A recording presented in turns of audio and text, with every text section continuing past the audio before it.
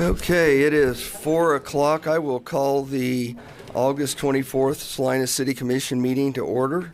I will look to staff for confirmation the Kansas Open Meeting Act required notice has been properly provided. Yes. Thank you. May we have a roll call? Mayor Hoppett. Here. Commissioner Davis. Here. Commissioner Lankowitz. Here. Commissioner Rim. Here. Will those who are able please stand for the Pledge of Allegiance and a moment of silence. I pledge allegiance to the flag of the United States of America and to the republic for which it stands, one nation, under God, indivisible, with liberty and justice for all.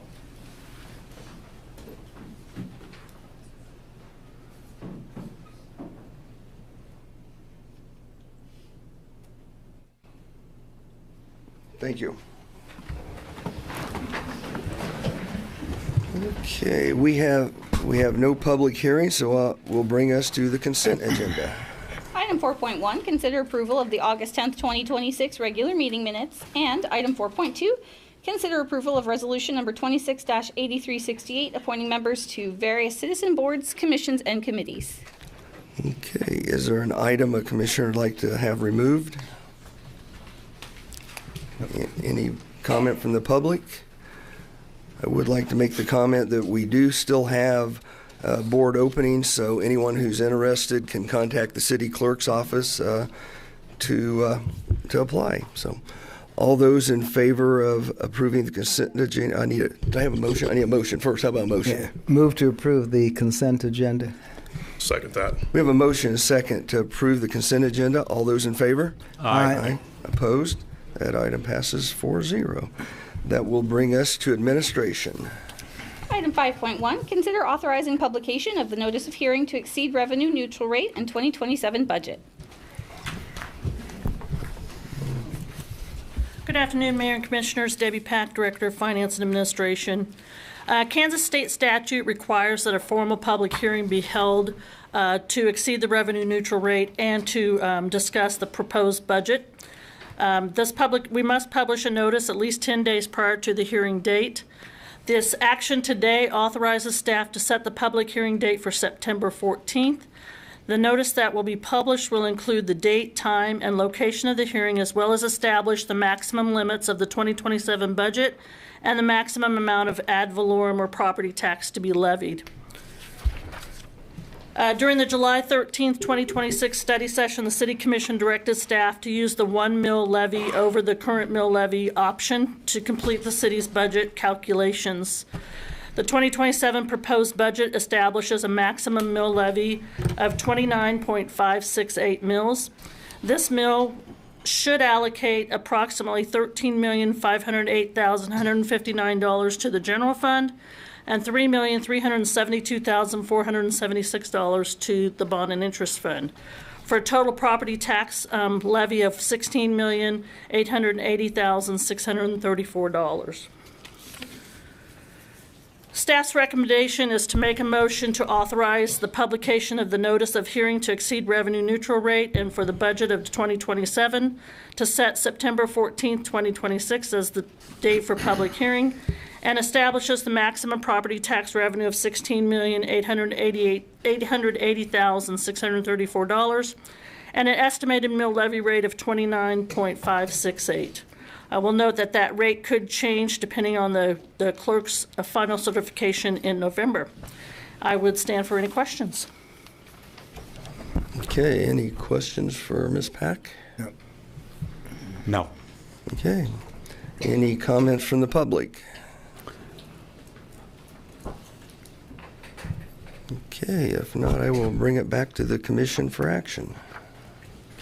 Mayor, move to authorize the publication of the notice of hearing to exceed revenue neutral rate and budget for 2027, which sets September 14, 2026 as the date for the public hearing and establishes the maximum property revenue at $16,880,634, an estimated mill levy rate of 29.568, with the final mill levy rate being determined by the county clerk upon final certification.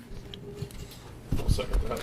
We have a motion and a second that the City Commission authorize the publication of the notice of hearing to exceed revenue neutral rate and budget for 2027, which sets September 14th, 2026 as the date for the public hearing and establishes the maximum property tax revenue at $16,880,634, an estimated mill levy rate of 29.568, with the final mill levy rate being determined by the county clerk upon final certification. All those in favor? Aye. Aye. Opposed? Nay. That item passes 3-1. That will bring us to item 5.2. Item 5.2, consider authorizing the city manager to sign an agreement with Guy Swanson, trustee of the Harold E. Swanson Trust and trustee of the Harold E. and Donna J. Trust Number 2 et al., for the purchase of property adjacent to the Salina Municipal Solid Waste Landfill in the amount of $725,000. Mr. Marsh. Good afternoon, Mayor and Commissioners. Ron Marsh, Director of Public Works. In January of 2026, the trustee for the quarter section of land in the southwest corner of Burma and Fairley Roads contacted the City of Salina to gauge our interest in purchasing the land. This quarter section is adjacent to the Salina Municipal Solid Waste Landfill. Knowing the large amount of dirt that the Salina Municipal Solid Waste Landfill needs for current and future operations, staff contacted our landfill engineers, SCS Engineering, to determine the cost benefit of purchasing the property for future landfill soil needs.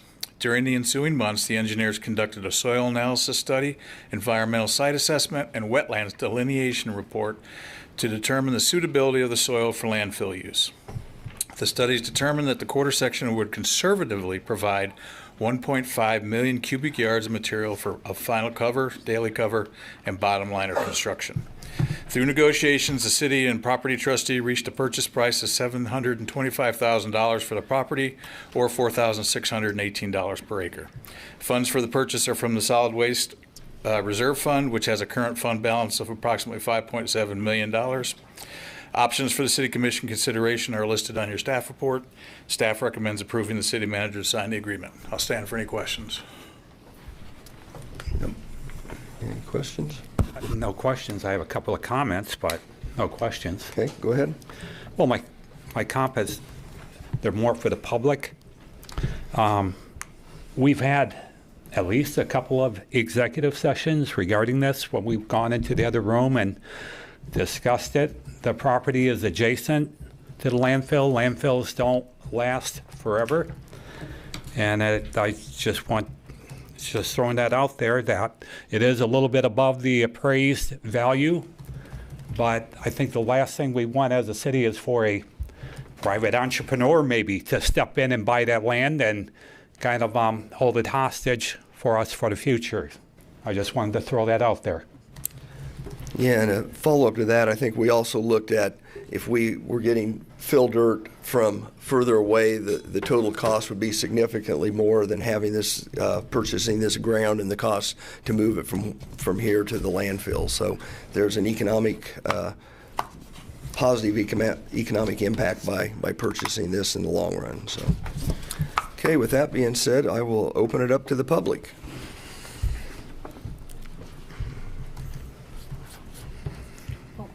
Ben Winholt, Salina. I understand wanting to buy this for the soil. My question is, and hopefully it can get answered here and not later on in the week in the question and answer session from the city. The soil that we supposedly received from Schwann's out there, the big pile, why has that not been moved? What is going on with that soil that was supposed to be used to go to the landfill? Yeah, so we had negotiated with Schwann some time ago, and that negotiation kind of fell through, and we've never accepted that soil. So you were getting it for free. Well, at some point we were going to have to test all of the soil, and we never made it to that part. So that still could be a future endeavor, but at this point, And I believe we had an estimate to move that soil from there to us of $500,000 too. You did. Is that correct? $500,000 from Yeah. TNR Dirt. Yeah. To move it because they gave it to you, and you didn't take it because you think it's contaminated. No, that's not the case. It would need to be tested, and the discussions with Schwann's at the time, they were still using the pile, they were still adding to it, and so I think there is a possibility in the future we still could do that. We just haven't never finalized it with Schwann's. Okay, thank you.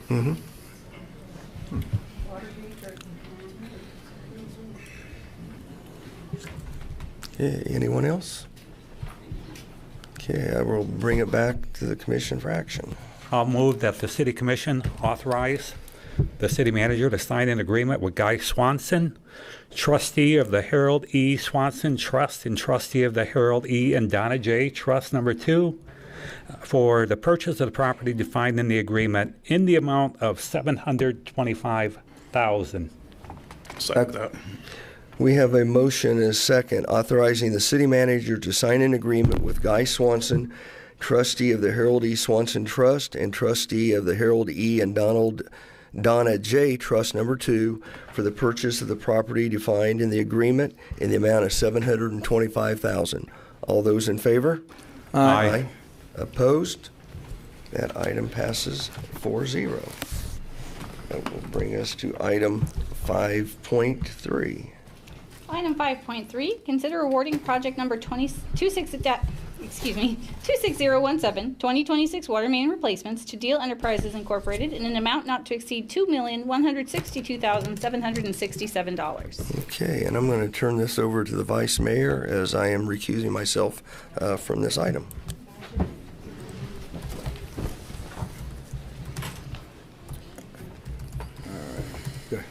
Thank you, Commissioners and Vice Mayor. A little bit of background. In 2007, the city completed a water distribution model that actually looked at the cast iron water mains throughout the city. At that time, we started a program to spend roughly $20 million for water main replacements at $4 million a year. As we got started, we learned that the time that it took for the contractors to complete the work was longer than the 1 year that we were planning on, and we split it into 2 projects to allow a couple of different contractors to work on that. So in 2021, we started a budget of $2 million per year. Currently, we have about 338 miles of water main, and of that, there's about 175 miles that are cast iron pipes of varying sizes. The unlined cast iron water mains develop tuberculation, and as a part of that, the iron is corroded away and results in weakening the cast iron pipe, and ultimately replacement is an option. And that's what we're here today, is talk about the replacement of water mains. And the map is kind of small to see, but up in the top corner, there's a couple red areas, and that's 10th and 11th Street. And then Dover Street is on the west side of town, a red area for that location, and then Larson is to the east of there and south. So the 3 areas show up on the map, and that's a project that we're here today. And there's roughly about 5,700 linear feet of pipe in that project. We had 4 bidders on August 6th. The low bidder was Deal Enterprises at $2,059,778. Their substantial completion date was 365 days. NOAC Construction was roughly $2.3 million, and their substantial completion was 335 days. Smoky Hills, $2.5 million, 500 days for substantial completion. Meese Construction, $3.75 million and 420 calendar days. So we see this project to be, we're just short of a year to 500 days, or about a year and a half. Deal Construction was a low bidder, and city staff has checked with other communities that have them doing some work for them. One is Concordia, where they've done some street work, storm drains, and water line relocation. They've done work for the city, demolition projects for Parks and Rec. the logjam debris removal for the city, and they're currently working on infrastructure for Magnolia Hills number 3 subdivision that includes water, sewer, storm drain, and streets. Staff recommends awarding the bid to Deal Enterprises Incorporated in the amount of $2,162,767, which includes a 5% contingency. Looking back in time, we've seen that water main replacements have went from about $75 a linear foot to the Meese project a few months ago was $278, and this project's roughly, $360 a linear foot. So we're seeing some of these costs go up. One of the projects on this one has a pretty narrow right-of-way of about 40 feet, so construction will be a little bit of a challenge there. Again, authorization not to exceed $2,162,767. This will be funded from the Water and Wastewater Capital Reserve Fund, which currently has roughly $9.2 million in it. Our standard 4 options are available. Approve a motion awarding the bid for the project. Water main replacements to Deal Enterprises Incorporated for the total of $2,162,767, including the contingency, and authorize the city manager to execute a contract with Deal Enterprises Incorporated upon fulfillment of the prerequisites under the bid documents. Second would be to approve a motion City Commission deems appropriate for any other information they might like to see prior to awarding it, postpone consideration to another date and request additional information, or vote to deny awarding the project to Deal.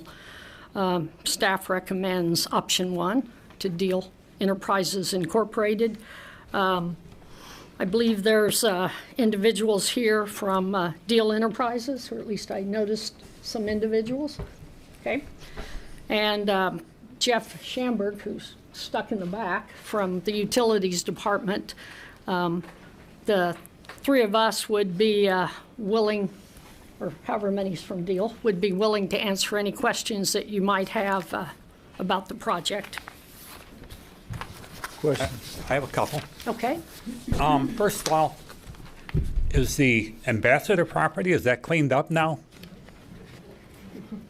I went by it earlier and it seemed like a lot of piles all through the property yet. You want? Okay. Better you than me. I don't know that answer. Have a good day. Hello, I'm Staten Deal, President of Deal Enterprises, Inc. The Ambassador, the debris is all cleaned away and signed off on, and we're in the process of getting the concrete out. That's what it looked like when I drove by. Is that part of the bid for that project, or is that additional, or?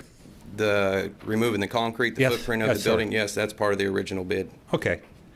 Another question for you, sir, while you're right there. How many miles of water line have your company, how many miles have you completed in our town, or I guess any other town? Oh, I mean, you want me to go back 30, 40 years? I guess I can add up miles and miles of... Well, when was the last time have you done any water pipe in Salina? Yes. We did one a couple Fridays ago. We went and fixed a water main service line for the city of Salina out by 9th Street and I-70. We're currently doing water lines up at Magnolia Hills. We're also in the city of Abilene doing work at the Ike Education Center, hooking onto the main water lines up there, and adding services up there as well for the Ike Education new building. This question might be more for Martha, and it's really more of a comment, but well, I guess for you both. Stanton, maybe this is appropriate for you. Stanton, I see the project is in 4 different parts of town. 3? Well, yep, I stand corrected. 3 different parts of town, the 2 together up north. Do you have enough you have enough people for that type of work, or they'll have to do one part at a time and then move on to number 2 and then move on to 3 and 4? I believe the way we're going to attack the project is just like you said. We're going to do one phase, a second phase, and a third phase. Okay, and I know you have your timeline on here of the substantial 1 year and final 395. Those were my questions. Jim, I just have, is there any substantial difference between water main replacement and putting in new service? As far There's as definitely a difference between putting a new service in and replacing old services for sure. Okay, and you've done water main replacement Yes, before? sir. All right, so the type work you're doing, you've done without. I know there's a lot of confusion about who I am and what Deal Enterprises Inc. is. If you'd like me to elaborate on that, I'm more than welcome to. There's been a lot of accusations brought over the whole last weekend, so if you guys want more information, I'm more than willing to give it. Well, no, I wasn't going in that direction. When I looked at the work you had done, I knew you were doing the Magnolia Hills infrastructure, which is putting in new Correct. service.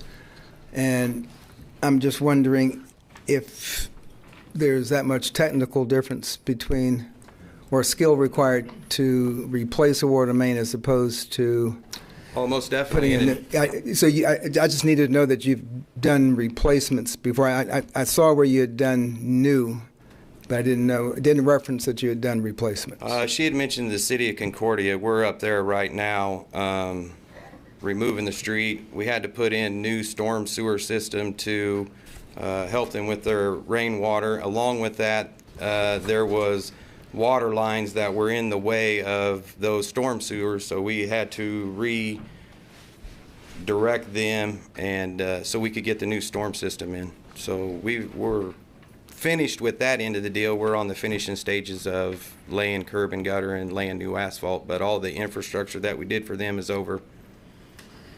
Okay. Thank you. I guess don't leave the room in case there are more questions. Another question? Yeah. I do, and this is for Martha. Nowak Construction Company, have they laid pipe in the city?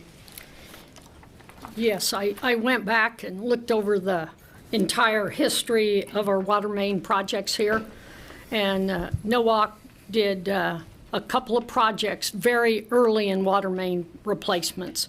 Maybe the first project we did, and then second or third project like that. And they haven't been here in that time frame since then to do water main replacements. But 10 plus years ago, they were here. Did they do their work in a timely manner?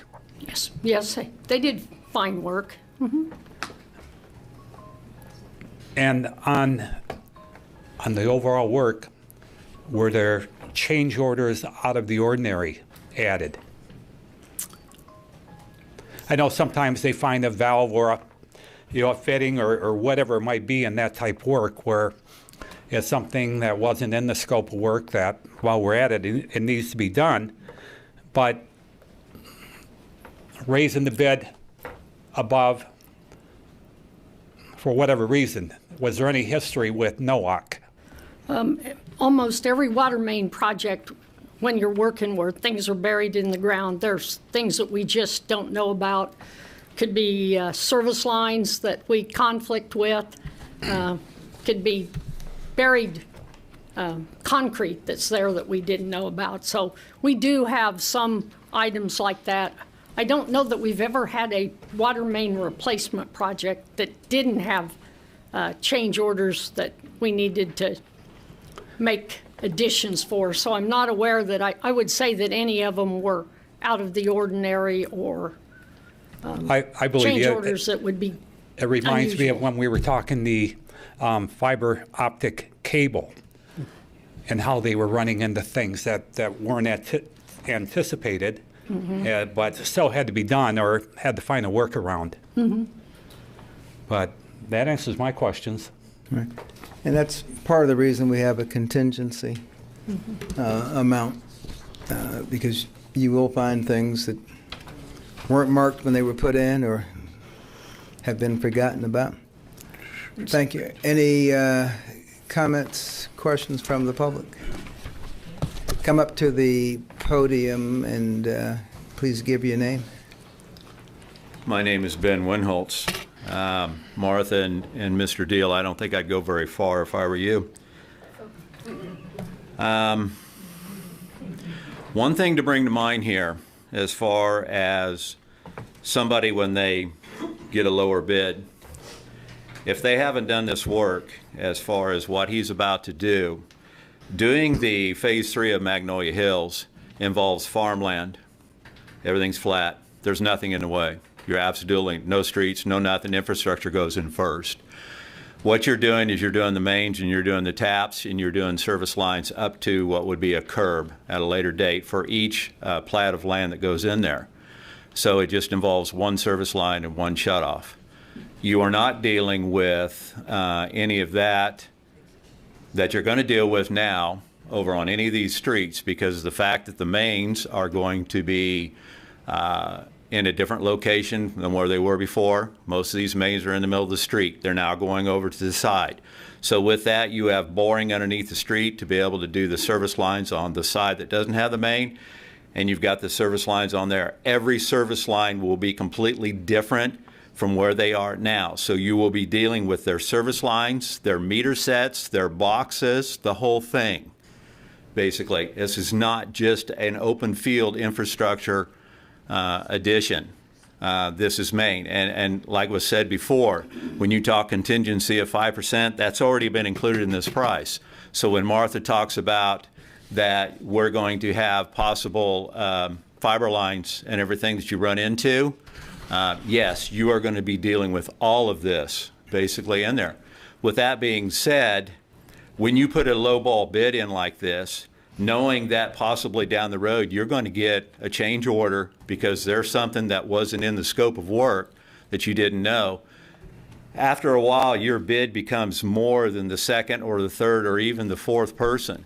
And if you look at the bid timelines on this versus his days versus the other ones, these other companies have already worked in this town. They have done this type of work. They already know how many days it's going to take to do this. And I don't think Mr. Deal has figured this out. And so what he's banking on is basically something that we went off already on with the logjam. You're going to come back with a major change order, and he's on going to be more in price than the other three bidders had ever thought of being doing in the first place. That is something that you need to look into. Basically, when a man tells you that he has not done any infrastructure on a street that already has established services, that is need to be taken into consideration, because you're dealing with a lot of stuff besides mains. You're dealing with everybody's service line, everybody's meter box, everybody's curb stop, everybody's corporation. So all of this needs to be taken into account. Okay, as far as that. If you had a question, I'd let you complete it, but you made a comment. Mr. Deal, did you state that you had never done this? Mr. Winholtz, you can have a seat. Thank you. I guess I wasn't speaking English earlier. Yes, I have done main replacement. We're doing one in the city of Concordia right now. I have throughout my whole career of life done replacement of lines. I've worked with the railroad for 20 years. We've faced about every terrain aspect you can. We've worked on utilities around the Union Pacific Railroad throughout my life. I've been in this town my whole life working through service lines. I know it's easy for Ben to say that I don't know what I'm doing. What Ben does not realize is that we have hired a team over the last couple years of 20 plus people now that have been hired to do bids, that have been hired to do these projects that we're bidding on. Because 2 or 3 years ago I noticed in this community that there was only maybe 1 or 2 contractors bidding on projects, and I thought at that time, this is something that I can do. I've done this throughout my life. At that point in time, I met Craig Piercy, and we teamed up, and we went to building a team. And we've built a team up to do work in this town and to do other surrounding areas. And we have hired people to bid projects a legitimate way. We have also hired people to do different types of work. We do demolition work, we do utility work, we also do dirt work. I did trees long ago too. I don't know if anybody knows that, but I'll give you that information. So I do have the experience, unlike Ben believes, and they should know more about me as much as they follow me around town. So I up for other questions. Thank you. Mr. Winholtz, time is up. Well, one comment on there, I don't follow him around town. Basically, I could care less what he does. I do Mr. know how Winholtz, his we have a business was long established. agenda and a lot of people here want to talk. You can't take the whole show. Next Yeah. person. Ma'am? Go ahead, mine's very, I'm Lucille Sanderson, and I agree with Ben. Deal had the motel to tear down. They put a boo-boo. That thing set was an eyesore for how long? And it ended up costing the city more than what the original amount was. Now we've got the log jam. It ended up costing the city more than it was supposed to original. Same thing's going to happen with others. He's going to get in there and something, and he didn't have it in the budget. Now, I agree, don't always take the low one, because the low one is going to cause you a problem down the road. Maybe you're going to mark my word. But you don't take the little guy. He's trying, yes, but maybe he's in a field that he doesn't need to be in. Do his dirt work. Finally, they're getting the hotel cleaned up. But how long did it set out there? An eyesore. And commissioners, you're sitting in those chairs to represent the people that are behind me. Sometimes I think you kind of forget where you're at. City manager, same story. I listened to some of the stuff you talked about. I never heard so much air. So remember, it's our money. You're representing us, not you. Thank you. Thank you.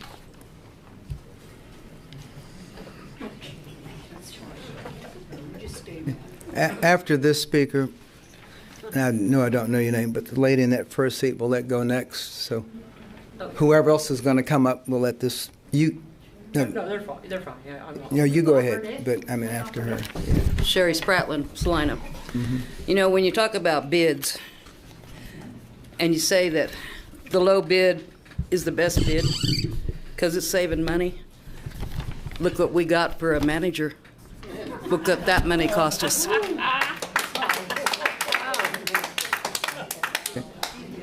Please read the rules for behavior here in the room. Applause and jeering is not allowed. What is not allowed? Applause and jeering. Ma'am?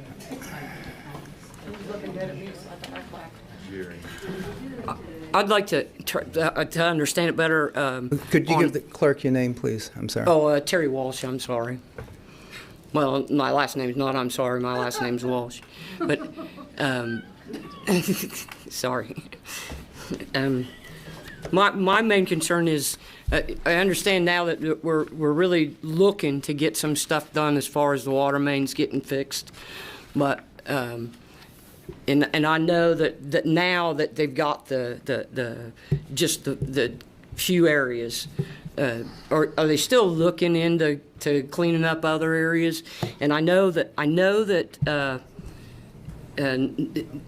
a lot of it you don't have you know it's bad because it's so old. I understand that part of it, but is it only going to be dealt with if the people come and say, "Hey, I got bad water," or No, we are working to develop a plan that does more water line replacement. We've been replacing water line, and we'll continue to do that. City Commission directed staff to come up with a plan to do more, and so we're working through that right now. So there'll definitely be more projects happening. Okay. And the other thing I had was, at one point in time, Millwood was on the list. Is there a reason why that it is not on the list right now? Can anybody answer that? I mean, I don't. The four of us would not be the one to answer. I'd have to defer to the city manager or Public Works. I don't know if either one of them wants to take a stab at it now, but And we've been replacing water mains all the time. I mean, because it sounded like that there was a company in here, NOAC, for 10 years ago. Has it been a steady? Yeah, absolutely. We have 2 projects right now that are replacing water lines that are working in the community. So 2 companies, Smoky Hill and Mace, a company out of Wichita, are working on projects right now. Thank you.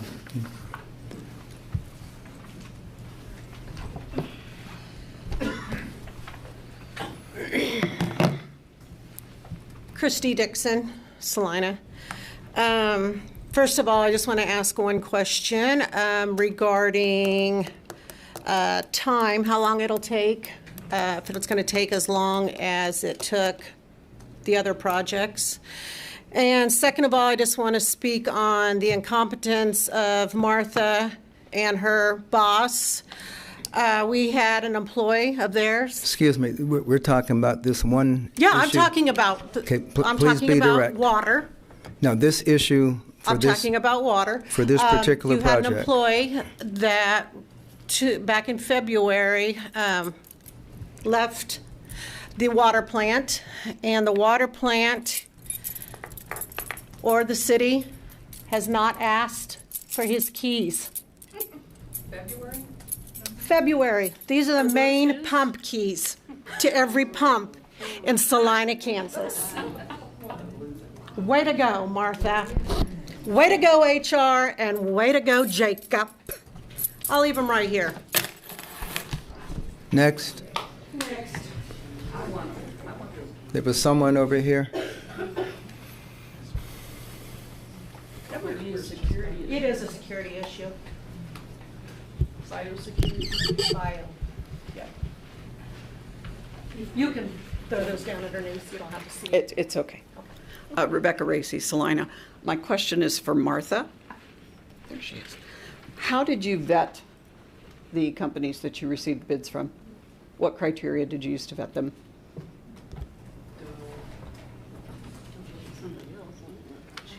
Probably the grading. Take that question. How could you not take that question? Yeah. I have to be directed to answer that. Oh, I see. I just got closer to be available. But that was your only question? That's my question. Okay. I'm done. Martha? How did we get bids? We provided. How did you vet the people who bid? How did you evaluate the companies? Well, there's more than one that was involved in the evaluation. Jeff Schamberg has called individuals. I've called individuals, and I've talked with Staten about the schedule that he's going to work and how quick he'll get started and that type of thing to see where we're going to go. So we've talked about the project, and I get a lot of phone calls from different people that are now working for Deal Construction that work for another company. So I'm aware of the individuals that have went to work there from other construction companies. So we have some insight from others, and Jeff has called several communities and talked to different people. So we have vetted them to find out. You talked to people. Yes, we call people, we talk to them. Did you create criteria? For example, how often does this company come in on a project within the timeline? How often has this company had to do a change order, and to what extent? Those kinds of things. Have worked with Deal Construction on the log jam, That's not what I'm getting at. and I've worked with So, NOAC. In many areas of the world, business, education, you have a objective criteria. It's developed before you actually start making phone calls. And you can measure objectively the We look at the work they've done, we look at the people that are in their company, the standard questions that you ask any contractor when you're trying to learn about them. And that's all great. I'm not saying there's anything wrong, but I'm simply saying I'm referring to an objective criteria. Yes, we do rate them objectively. from contractor to contractor about the experience they have, what they've done, and whether they can do this job or not, and our past experience working with them. And is this how you do all evaluation of bids or work in your department? Yeah, Okay, so I would encourage in the future that you create an objective evaluation criteria that isn't based on, we talked with them, we feel like, that sort of thing. Yeah, okay? we've asked them questions, gathered information about their company, and we've talked to individuals they've worked for. That's. I don't think you understand what I I'm asking. don't believe I do. Okay. No. Oh, she took her keys. Anyone else? Karen Baltazar, Salina. How far are the bids apart from the first bid to the last bid? Is it so close that we can maybe think it all the way through? I think we've gone a long time with this and we need to start sooner. Thank you. Well, to answer your question, there was a $240,000 difference from number 1 to number 2, another $160,000 to the next one, and then $1.3 million between number 3 and number 4. All right.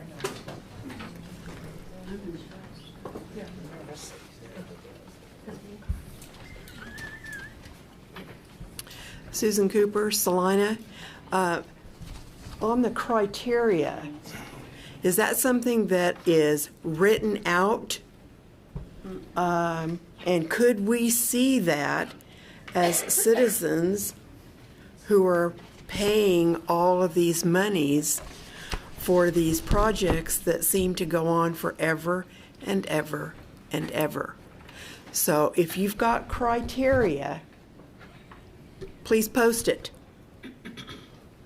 And if you have criteria in the city manager's office for dealing with vetting people who are going to be replacing somebody on the city commission, please post it. Saying pretty words does not mean that it's appropriate action. Next. Kim Klukas, Salina. Question number 1 would be the fact that if they are not, they said 365, for example. If it takes 465, is there a penalty towards that contractor? Yes. Per day, or how does that work? Yes. There's a daily damages that we would be able to collect. Okay, and to remind you that you're spending our money. You're not spending money that's just being thrown at us. It's us taxpayers. The other thing too is there's a lot of contractors in Salina that sub out. You know, there might be construction number A and they get into a bind, so they're going to call into another contractor to be able to cover the field. Is that acceptable when we have the bid out? For a company to use subcontractors certainly is acceptable. Okay, but I'm saying, we're not going to make the deadline. So our agreement will be with whoever the commission decides they want to go with. So if they decide Deal Enterprises, we will have an agreement that specifies all these things. Subcontractors can be approved. Generally speaking, they would have to let us know who they are, and we would just approve them as time goes on. But yes, subcontractors are allowed. That's very common. He said there's only 20 people that are working for him, and maybe there'll be more. But with a big project like that, I don't see how he's going to get it done. We're going into fall. We're going into weather issues. You know, it's something to everybody to think about. But these aren't easy projects. I mean, water line replacement is a difficult project, and as you look down the list, he said substantial completion in 365 days. The top bidder said substantial completion in 420 days. So quite a bit more time for those other contractors and a lot more expense. So certainly these projects they're not easy projects. I realize. My ex-husband and I ran a business in Salina, and we did work with contractors, and we were a contractor. And so I know the ins and outs of a lot of things. I am not construction smart, but I do know some things. Yeah, we've done 45 miles of water line replacement in the last 10 years. This isn't new to the city of Salina. It's not new to Martha and her staff. We have inspectors. We have people that will be on site to watch and make sure that the work is done well. If it's not done well, we have contract. We'll have a contract with the contractor, and we will handle it, as we see necessary. Okay, thank you. Just a little point, I think Mr. Deal said he had hired an additional 20 people to help with bidding. He's got more than 20 people working for him. Okay. All right, bring this back to the commission for action. I have one more question for Martha, maybe first, or maybe Jacob. But on Nowak Construction, did they, and as far as that goes with Deal too, did they talk about, or have you talked about a timeline for them to start construction? Because there's a big difference if they're going to start next week or next month or next year. Talk to Deal about when they would start, and as quick as we can turn the contract around and shop drawings can get approved and materials ordered, they're ready to start. We talked anywhere from 1 month to 2 months, depending upon delivery of materials. Wow. So, but you have not had that conversation with Nowak? no, have not. Okay. I based it on their time schedule that they put down, so we're going to get started pretty quick. All right. Any action from the commission to be taken? Mr. Vice Mayor, I move this commission award the bid for project number 26017. Microphone. Can't hear. Oh, my mistake. Thank you. Appreciate it. I move this commission award the bid for project number 26017, the 2026 water main replacement to Deal Enterprises Incorporated in the amount of $2,059,778 with a 5% construction contingency or total project authorization not to exceed $2,162,767 and authorize the city manager to execute a contract with Deal Enterprises Incorporated upon fulfillment of all prerequisites upon the bid documents. Is there a second? Okay. I will take the unusual action of second. It's been moved and seconded to approve the bid for project 26017 with the amounts as read. All in favor say aye. Aye. Any opposed? Nay. Okay, the motion passes 2-1. I'm going to ask Mayor Hoppick to come back.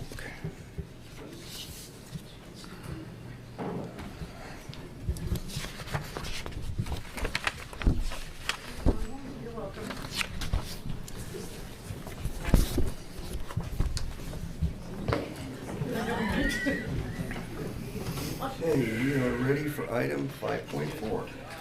Item 5.4, consider approval of the third supplemental agreement to the Downtown Master Development Agreement to allow for funding of a Theater Salina expansion project.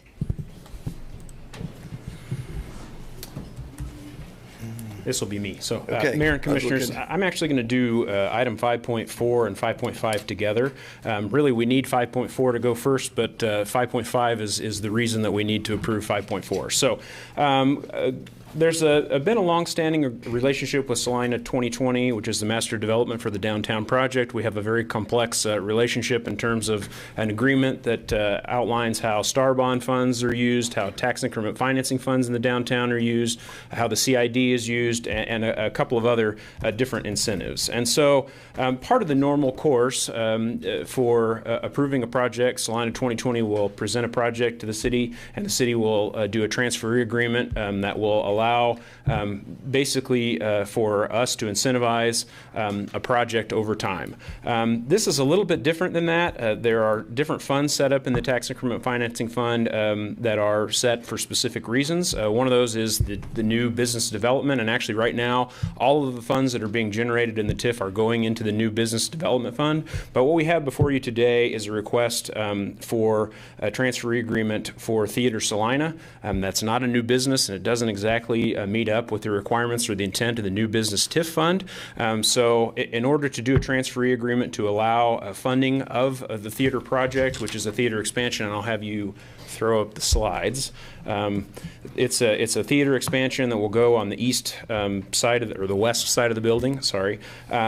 That project, they've requested these funds. They're in a campaign to do the fund, and you can see the expansion here just to the west of the building. And we took action several years ago to give them a portion of Founders Park so that they could do this expansion. As they've done their campaign for financing, they've asked Salina 2020 if there would be a possibility they could get some of those TIF funds to support that project. So there are two things that are different about this than the regular transfer agreement process that we use. First is that it's not a new business, and second is they're requesting those funds to be paid up front. Generally speaking, all the TIF, new business TIF financing has been done on over time, so they receive a payment as over a period of years as those monies come in. We do have a balance in the TIF fund, so it allows us to pay this out up front. There's a little bit of precedent in spending upfront dollars as the funds have gone up. The shelter across the street at Ash and Santa Fe was used or was funded by TIF funds. So in order to do the transferee agreement, we also need to do an amendment to the master development agreement that would allow us to use those TIF funds to be spent on the theater project and to be paid up front.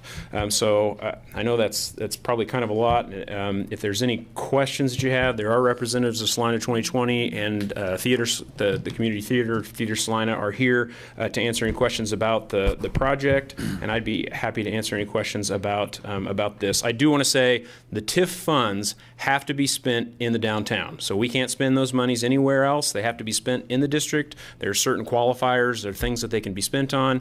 Theater certainly would meet all the qualifications of those expenditures. The request here is for $410,000 out of the TIF incentive fund, and with that I'd be happy to answer any questions. And I don't know whether you want to address that or someone from 2020, but if they could talk a little bit for the public as far as how that's collected, what that amount is, how long we're collecting the TIF sure. funds. So as we did the Star Bond project in 2016-2017 timeframe, one of the other incentives that we put together, there are actually several incentive packages that happened as part of that. There's a CID in the downtown, which is an additional sales tax, and then there's the tax increment financing. And basically what that does is it captures any increase in the property values in the downtown. So if you have a building, let's say a building that's $100,000 in value today, and they do an upgrade and it becomes worth $200,000, any additional property taxes collected that's above and beyond the original $100,000 bill would go into this fund, and then that fund it can be used for additional projects that happen in the downtown. So it's kind of seed money. You put money in, and as the property tax grows, you're able to spend that off and support additional projects. And how long does that run? It runs until 2037, I believe. I couldn't remember. Maybe. Okay. I just have, and it's more a technical question. Does item 5.4 merely serve as an amendment to the transferee agreement to allow Theater Salina to be included, or does it actually allocate the funds, which is what I thought? It doesn't necessarily allocate the funds. 5.4 is the transferee agreement that allocates the funds. 5.5 allocates the funds. 5.4 amends the master development agreement. It says that we'll take money out of that new business tax fund and we'll spend it at Theater Salina. And that was my understanding. On the blue sheet under fiscal note, it states that approval of this would allocate, and it kind of implies... Well, it would move it into the fund. I mean, these work together. So the mechanism by which that the money goes that's just into from the fund, not the TIF fund to that Theater Salina. specific recipient. Right. Okay, thank you. So if you approve 5.4 and then you don't approve 5.5, that money would be moved over into a fund, sitting there, and it would just not be able to be used. We'd have to come back and re-amend the agreement if we were going to do it differently in the future. Okay. Question, Jacob. The community theater is not part of the city, correct? It is not, but we do have a long-standing relationship with the theater. We do support some operational maintenance at their facility. We've had facility maintenance at their facility. We pay their utility bills, some of those sorts of things. I know that was all part of an agreement that preceded you. That agreement is a 50-year-long agreement. I believe it was in the 90s at some point that it was approved. Yeah, and I know you and I have talked about that before. A 50-year agreement is seemingly crazy. Do you have any idea what the annual costs for the city are of supplying the janitorial? And I'm guessing lawn is probably included. Yeah, I don't have that off the top. I can provide that. We do have that all broken down. I haven't looked at it in a while, but I generally speaking, $40,000 or $50,000 a year, and then depending on if there's a project that needs to be done. So a few years ago we upgraded the HVAC system in the facility. And those capital costs are to be paid by the city. Now, the additional part, as part of the agreement to transfer property, we did require that the theater would be responsible for any kind of maintenance on the new part of the facility. So if there's new HVAC system that would go on that part of the facility, they would be responsible for that. And we also asked them to put some money aside just for maintenance in a kind of a sinking fund, so that there will be funds set aside from the theater's budget that we can dip into for larger maintenance items. I'm gonna back up just for a moment. On the community theater, if we were to provide this money, because I think we keep pushing the boundaries of what government is supposed to do. This is money that could be coming in and helping pay property taxes in our community. And I know that agreement, you said goes to 37, but could you put a caveat on that from this point forward, they'll take care of their own janitorial, their own lawn, their own snow plowing, and take that off your plate or the taxpayer's plate? Yeah, I'm not sure that we could do that as part of this agreement. This is really separate funds that really deal. I mean, the City Commission does have the final say in where these TIF funds have to go. We have a long-standing relationship with Salina 2020, where they come to us with a project. We kind of vet it together, and if it's something that we feel like is a good thing for the community, then we've approved those. And that is kind of in the same vein here. Their intent is to try to drive people downtown.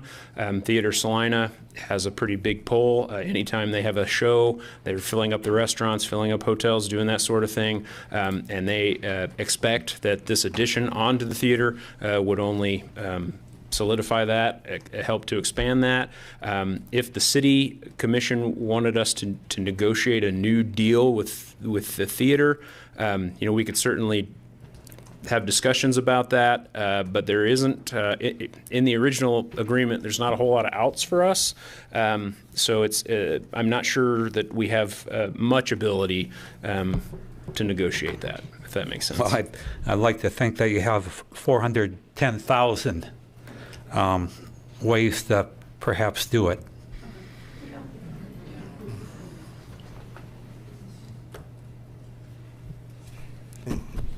Any other questions would anybody from the theater or 2020 like to address the commission?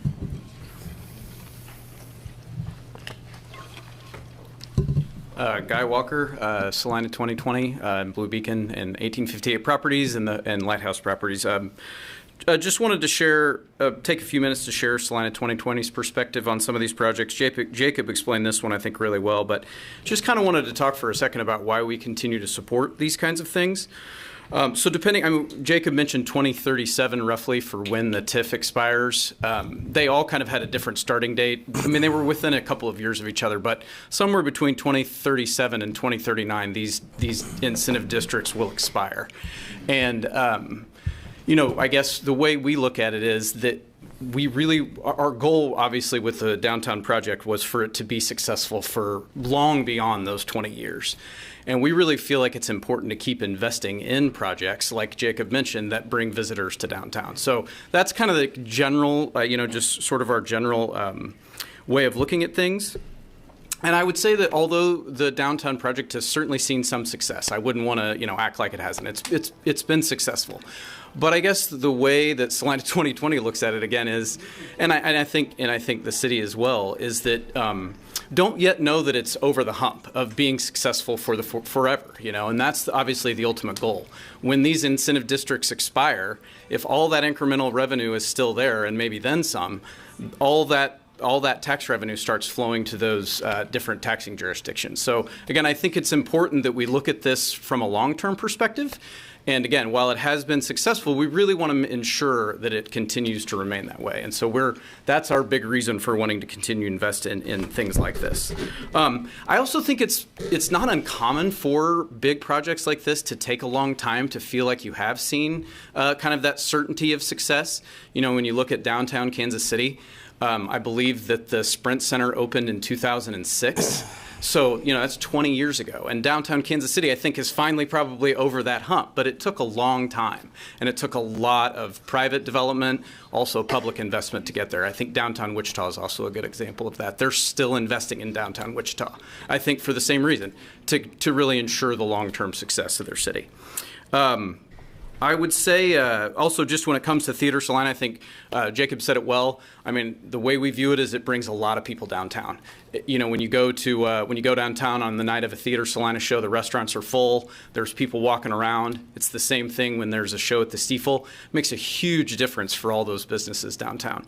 The other thing I would remind everybody, or kind of think when we think about it, is I know there's some kind of perception that there's some chains downtown, and there are. I mean, a few of the restaurants are, maybe a little slightly larger company, but they're very regional. They have maybe 3 restaurants, 10 restaurants, not 150. So, and then when you look at the entirety of downtown, 99% of the businesses down there are locally owned. So when we're supporting downtown, we're supporting our fellow citizens. So I would want us to also look at it from that perspective. Again, just really feel like it's an important project for Theater Salina to expand. It's going to continue to increase its use for the community, bringing more people downtown. And then I just want to address really quickly too the upfront request. In some ways, like Jacob said, there's some precedent for that, but also one thing I would remind you, if we don't pay it out over time, we do save the interest costs, like the fund itself saves the interest costs, because typically when those get paid out over time, there's a 5% interest added. So if it gets paid up front, the fund does save that over the long term, again, hopefully providing more money for future projects. So happy to answer any questions if you have any, but just wanted to again share kind of Salina 2020's perspective. Thank you. Thank you.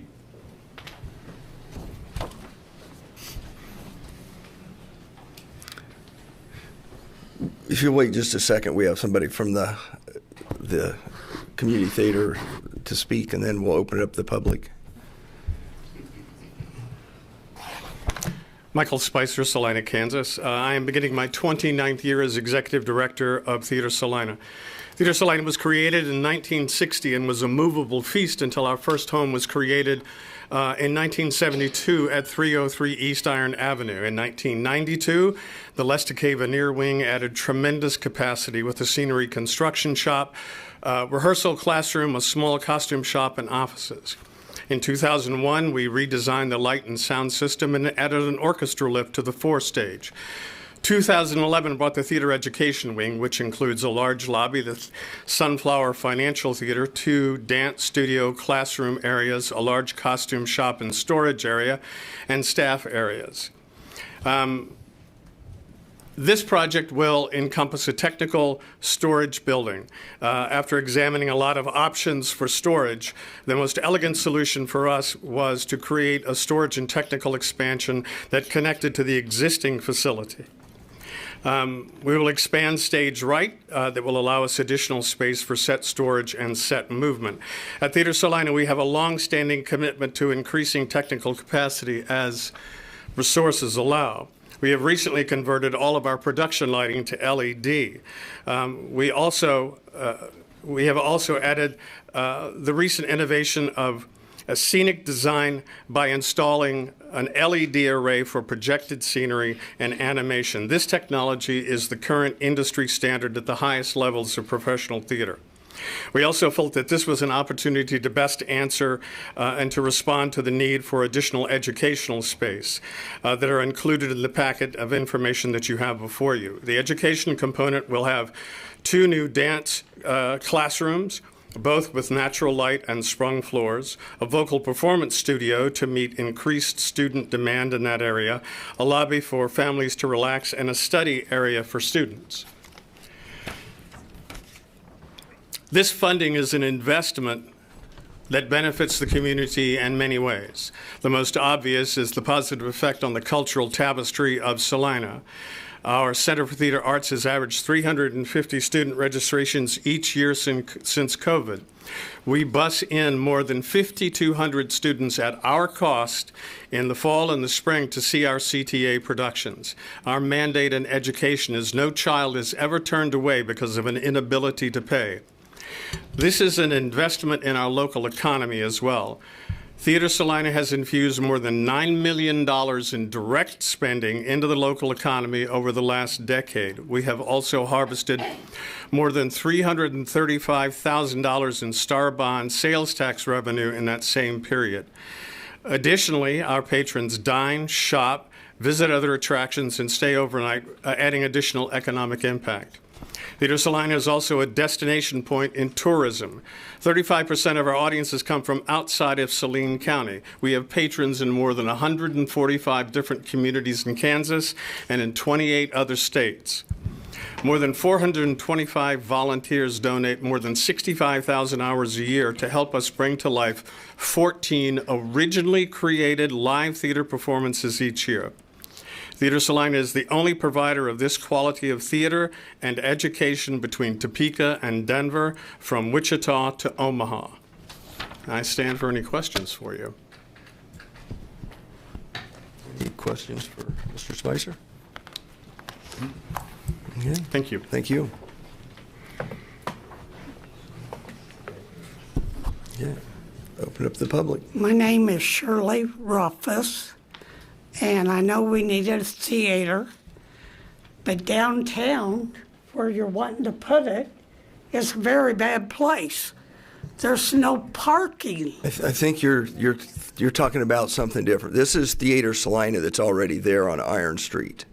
You're talking about a new. The new theater. That's not what we're talking about here. That isn't what the man was talking about No. where the bowling alley is? Nope. Okay, sorry. Okay, thank you.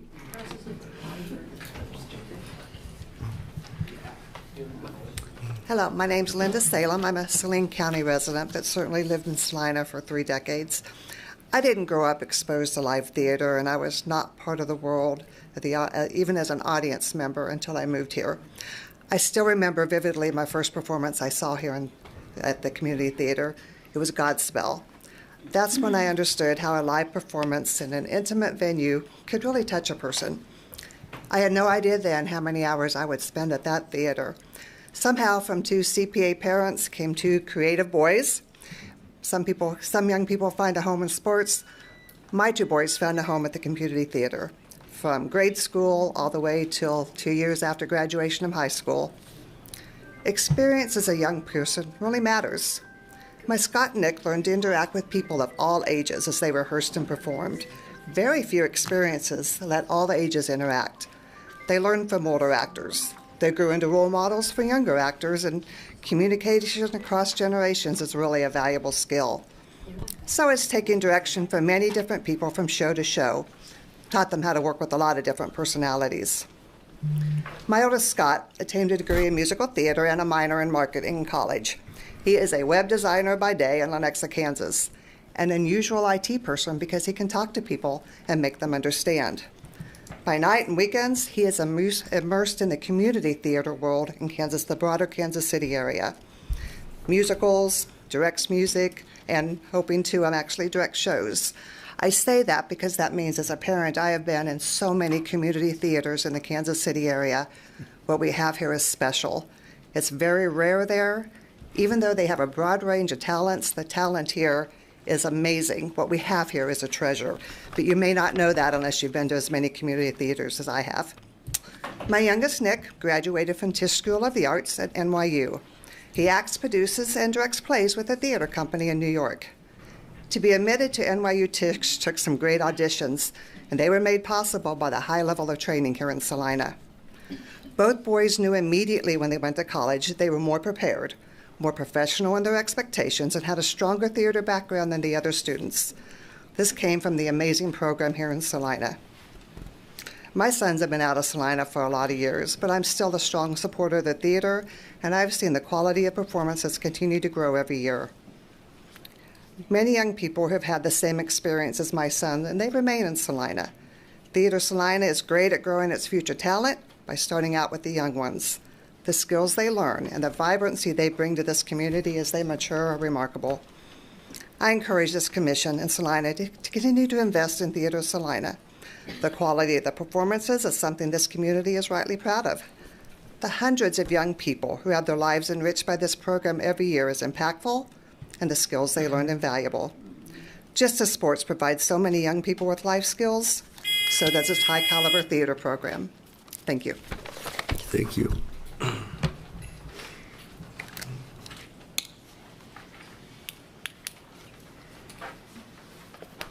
Hello, Roger Morrison, Salina. Congratulations to the people that started these star bonds and all the wonderful things that it have. And it should be noted that Salina is paying off early. There are some star bond projects that are in the tank, and it's, as has been mentioned, it's a wonderful thing for Salina. And I would say I'm a theater geek. I was in the plays and the chorus 60 years ago at Salina High. That auditorium still standing. I was there not too long ago for a concert. When Sissy and I were married in 1965, we got our season tickets to the theater. We've been doing it, supporting it ever since. We were the co-chairs for the fundraising in the 2011 project, and that was one example of if you build it, they will come, or success breeds success. I want to speak specifically about the training that the young people have, and in some places the adults have. But as was mentioned, not everybody is an athlete. However, the training and the life experience they get in live performance does a lot of the same thing. You're on a team, you work for a goal, you start with a cast, you work, the curtain goes up, and you've accomplished a goal. You meet new friends, you learn time management, you work with adults who are instructors, but in some cases you're on stage with the main stage. There's self-reliance, because as opposed to a sport team, there's no substitute for you. And that's kind of a good thing for the parents, grandparents, and neighbors. When you're in the cast, you're there, but you're not sitting out on the bench with the dust and the heat, hoping that your Johnny or Susie will get in the game at the last minute. So, but those kids move up to the high schools and then went to KW. They all have strong programs. And I'd like to mention again the 5,200 students that get to see live performance. Sissy and I are a major funder of that process because we believe it's good for kids to see their contemporaries doing something positive and on off a screen. Lastly, the program is a good recruitment and a retainment thing for our community. People who live here and come here want something healthy and diverse for their children, and it's right there on Iron Avenue. Thank you. Thank you.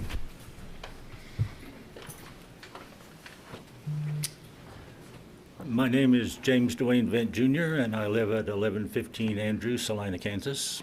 And so I'm all in favor of the money being spent to help out the community theater. My claim to fame is I don't have a television, I don't have a computer, and I don't have a smartphone. So I thrive on live performances. And it's my understanding that one of the challenges that's faced by young people is having authentic experiences, and so I see the live performances as being absolutely authentic and well worth the money. Thank you.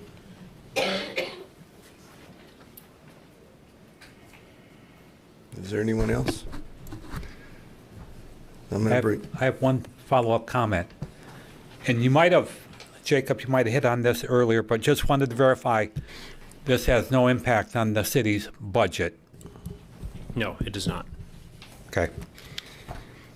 And I do believe that Theater Salina, when we look at economic development, I've said this numerous times, we have to look at what may make a family want to live here, whether it's athletic facilities, whether it's good schools, Salina Arts Center, the Theater Salina might be the thing that gets us to keep some individuals living in our, moving to and staying in our community. So, okay, with that, I will.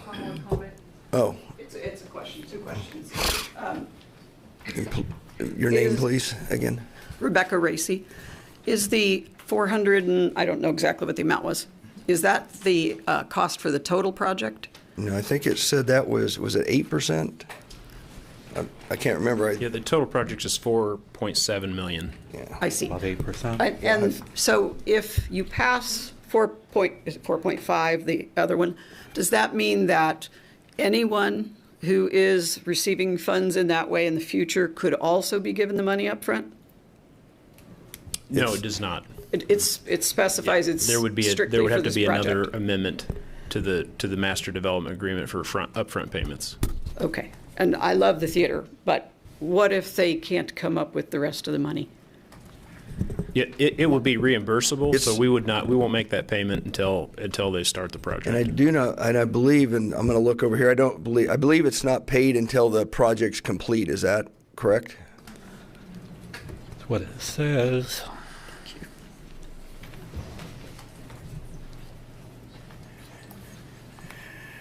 If we get this investment, I received a call today, and our total need is $4,733,320. Will be within $20,000 of that total. I received a phone call this afternoon from someone committing to another donation. So with this 410, we'll be within less than 1% of that total, and we will go to bid in September and begin construction in October.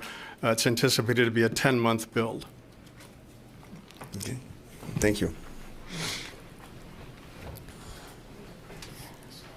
Just thought I would clarify, Guy Walker again. To your point, I think that's a really good point, and something I didn't think to mention. These investments aren't made until the end, so that is one really great thing, is that the city's not at risk. So it's a reimbursement, so they have to figure out a way to pay for all of this, and then the city reimburses when it's over. And that's the way all of the projects have been, which again lowers the risk almost completely for the city. One other thing I really failed to mention, and that is because there's so much talk about the fiscal impact that the city sometimes faces. And so one point I regret that I didn't share is that when you think about all the people that come to downtown Salina, I mean, I have a tendency to focus only on that. But when you look at the out-of-county plates that are coming to Salina, they're not confining their spending just to downtown. So if they're spending money in other parts of our community, that tax revenue is continuing to go to the city. So I just wanted to make sure I brought that up, because I think it's an important part of Salina's fiscal success is our pull factor, and the fact that many people are coming into our community to spend their hard-earned dollars. So thank you. Thank you.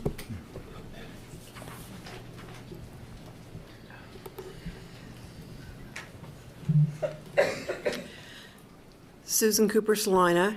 I just have one question, and that's about parking, because that is a huge issue for downtown, and I'm assuming that this expansion is going to take into the area that they're now using for parking. So no, it's not. It won't take any of their parking spots. So it's to the east of the building, between the building and the river. West. I don't know why I keep saying east. I don't know the difference. Yeah. It's to the west of the building. Sorry about that. Okay. Yeah.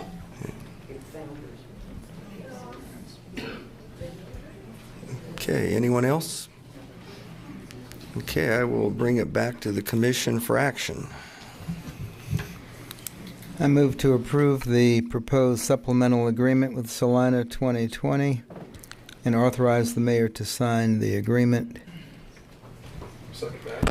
We have a motion and a second to approve the proposed supplemental agreement with Salina 2020, authorizing the mayor to sign the agreement. All those in favor? Aye.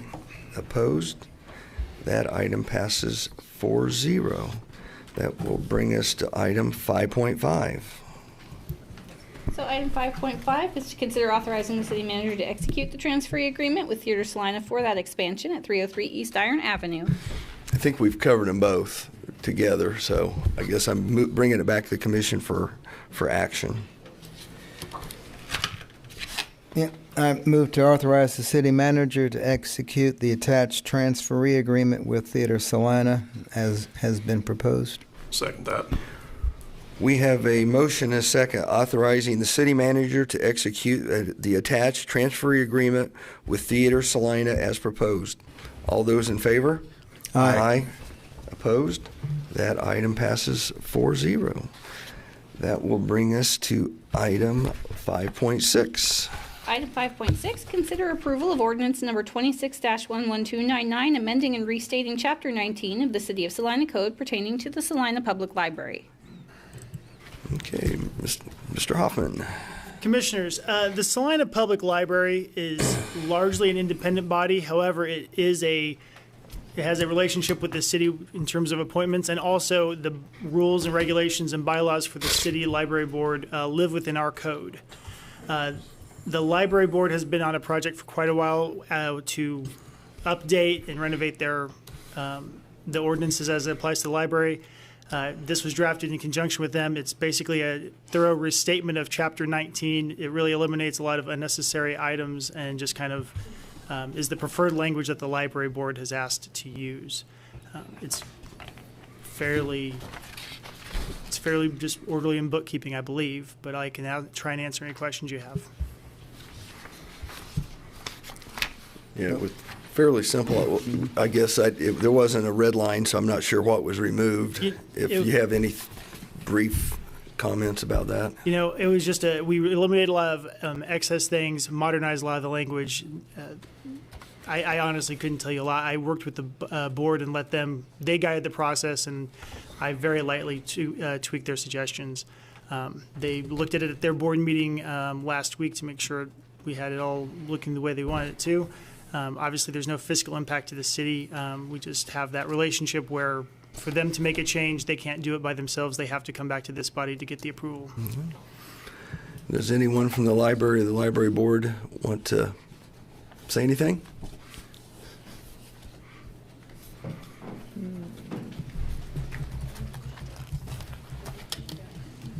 The intention was just to simply update. Could you give us your name and title, please? Sorry.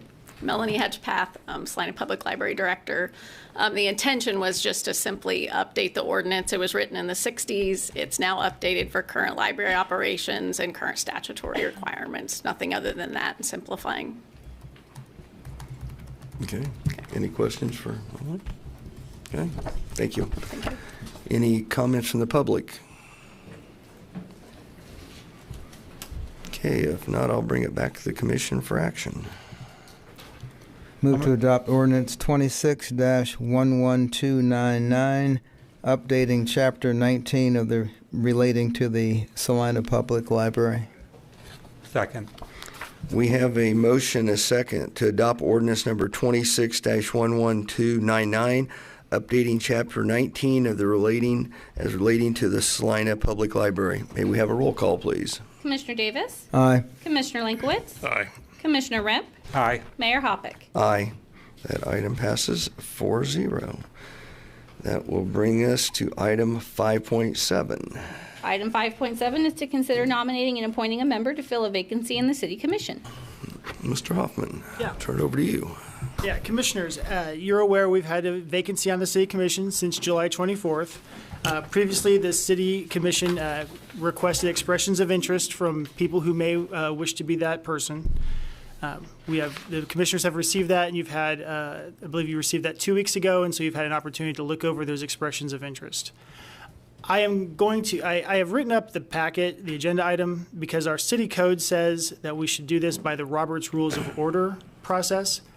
I want to make a point that in the past, the city has sometimes used the Robert's Rules of Order, but sometimes the commissioners have chosen to do a motion, second, and vote process. I will tell you that either are equally valid. We just need to have 3 commissioners that vote on the same person. But the default process is the Robert's Rules of Order procedure, which I can explain in a moment, unless there's a desire by the commission to just do a motion, second, and vote. I just wanted to give you that opportunity to discuss it before I went forward. Why don't you discuss the Robert Rule of Order, and then we can decide. Robert, thank you. Robert's Rules of Order, we will turn the meeting over to the clerk, similar to the way we do our organizational meeting. She will do a call for nominations. Any commissioner may not make a nomination. It does not require a second. When the nominations have ceased, whether that's 1 nominee or 4, the clerk will then do a roll call vote of each nominee in the order that they've been nominated. Once we get a nominee that receives 3 yay votes, the nomination process will cease and that person will be the nominee. We will then begin next meeting with a resolution that affirms that that person is on the board officially. Are there any questions about that process or comments? I would just assume the city clerk run the meeting. That frees the mayor up to participate freely. Okay. And I think we'll do it by the Robert Rule of, so I will turn it over to the city clerk. All right, and the floor then is now open to the remaining commissioners for the nomination of eligible persons to serve the unexpired term. We'll just go in our normal roll call order here. So Commissioner Davis, who is your nominee? I nominate Dr. Gary Norris. All right. Commissioner Lankowitz. I nominate Haley Elser. All right. Commissioner Remp. I'm going to nominate Brian Weisel. And Mayor Hoppick. Well, my people have been taken, so I'm not going to make a nomination. All right, that makes it easy. So we have 3 nominees up for vote. I will start with the first one nominated and go by a roll call vote as far as who would like to vote aye or nay. So starting with Gary Norris. That's good. Oh, sorry. Question. I think I answered it. Just because each nominee, with each vote, it's resetting the table and brand new. Correct. The clerk will now do a roll call vote for the first nominee. If any nominee, once a nominee receives 3 votes, the process is over. If a nominee fails to get 3 votes, we go to the next nominee. If we go through the whole round and no one receives 3 votes, we will start over, or you can defer to a future meeting. Okay. All right. So again, our first nominee up is Gary Norris. Commissioner Davis. Aye. Aye. Okay. Commissioner Lankowitz. Aye. Commissioner Remp. Nay.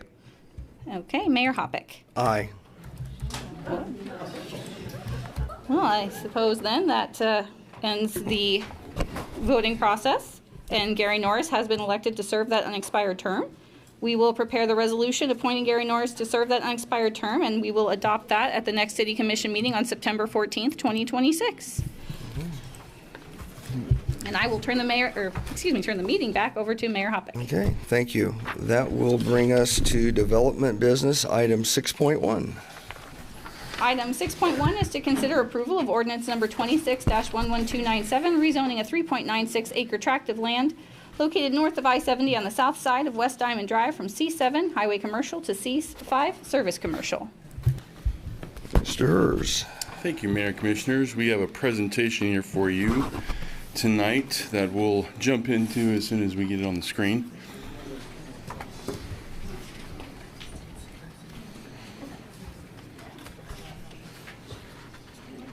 All right. So this particular application has been filed and brought forward by Salina Investment LLC, and they're requesting that a property that's approximately 4 acres, you can go to the next slide, approximately 4 acres be rezoned from C7, which is our highway commercial zoning district, to C5, which is our service commercial district. Next slide, please.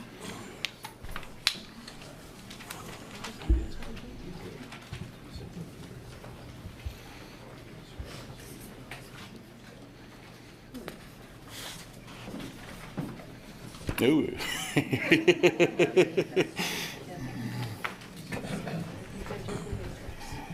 Yeah.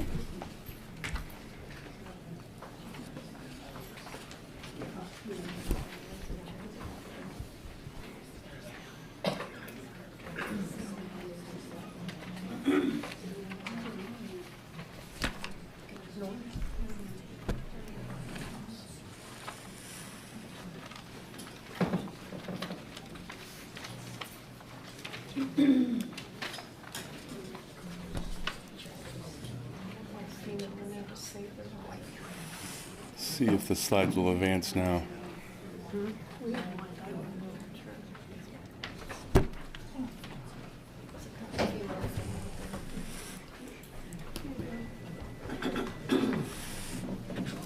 We'll do it this way. All right, here we go. So looking at the surrounding area, you have the map on the right. Go to the next slide, please. We'll start with the surrounding area. So the map on the right shows the current zoning. This was accurate up to 2 weeks ago. However, at the August 10th City Commission meeting, the Commission approved a rezoning for the property directly to the west for the Bobcat Salina. That property was rezoned from C7 to C5, and this particular property, which is directly to the east of Bobcat Salina, is requesting something similar. So this site is a location of what you might know as the Motel 6, and they're looking at potentially redeveloping the site for an apartment complex in the future for up to 66 apartments. Next slide, please. So some background. This property was originally platted in 1974, and in 2008 a benefit district was created to improve Diamond Drive up to city standards, as well as install public utilities. There is an 8-inch water line and an 8-inch sanitary sewer line that was constructed as part of that benefit district. Next slide, please. Again, the purpose of this rezoning is to potentially convert the existing Motel 6 building into a residential apartment complex with 48 total studio units, and then 18 one-bedroom for a total of 66.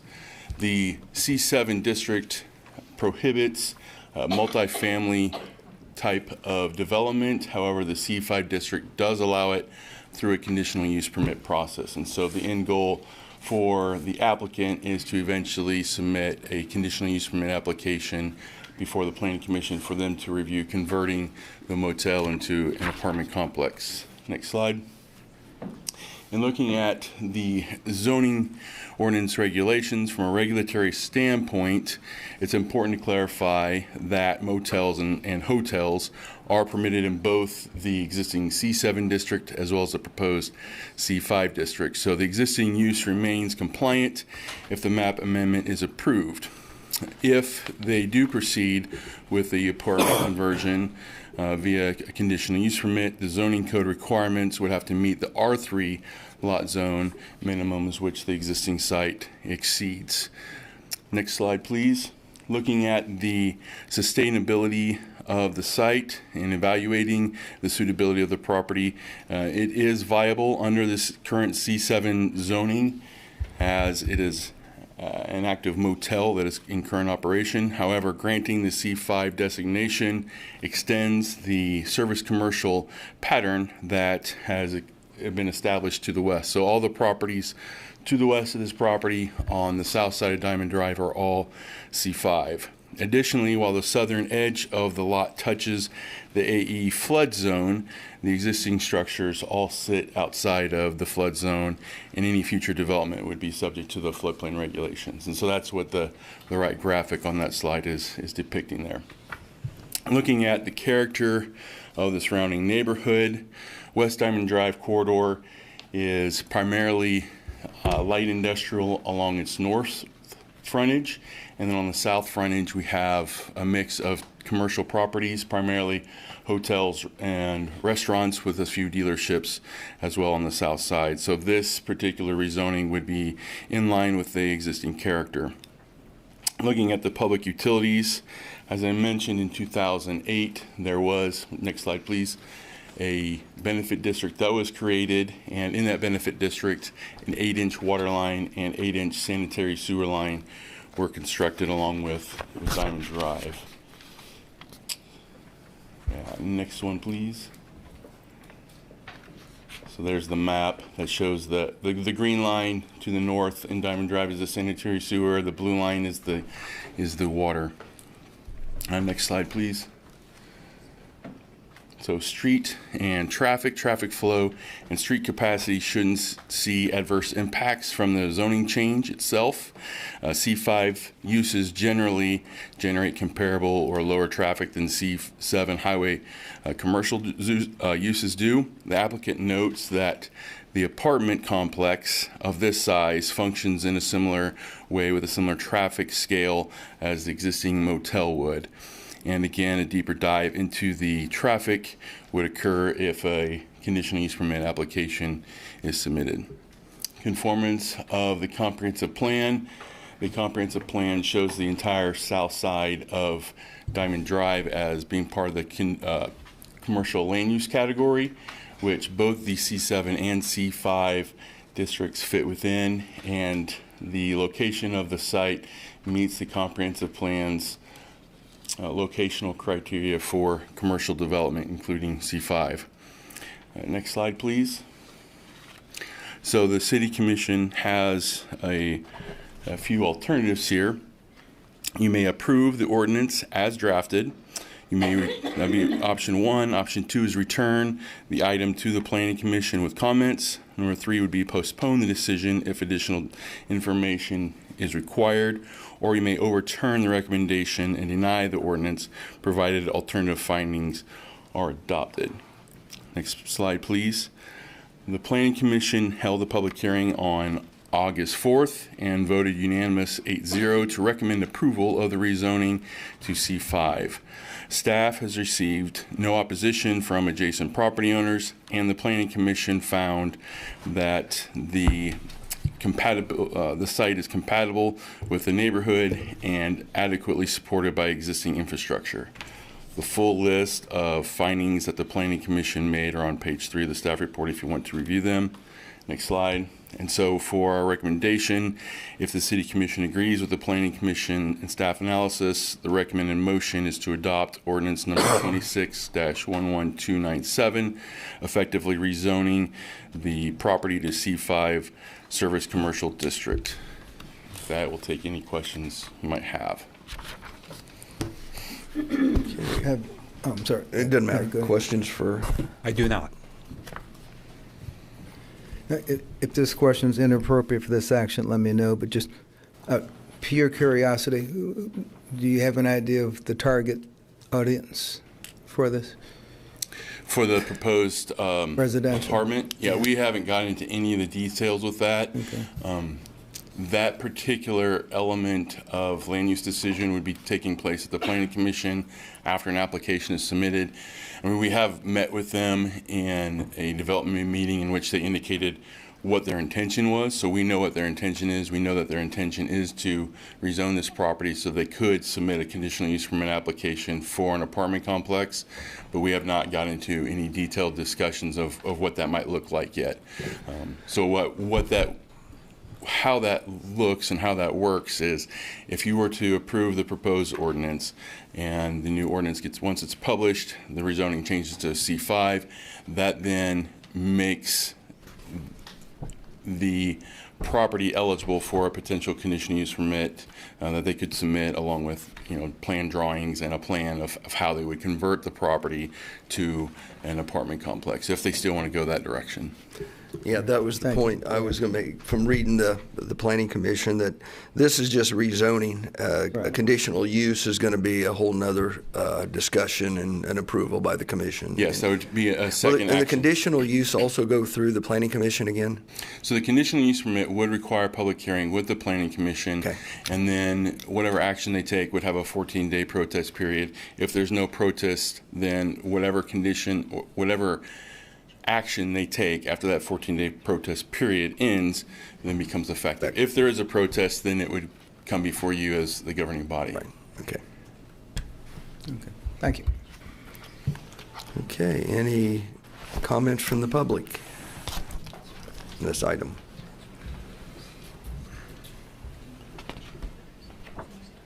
Okay. If not, I will bring it back to the commission for action. I'll go ahead and make a motion.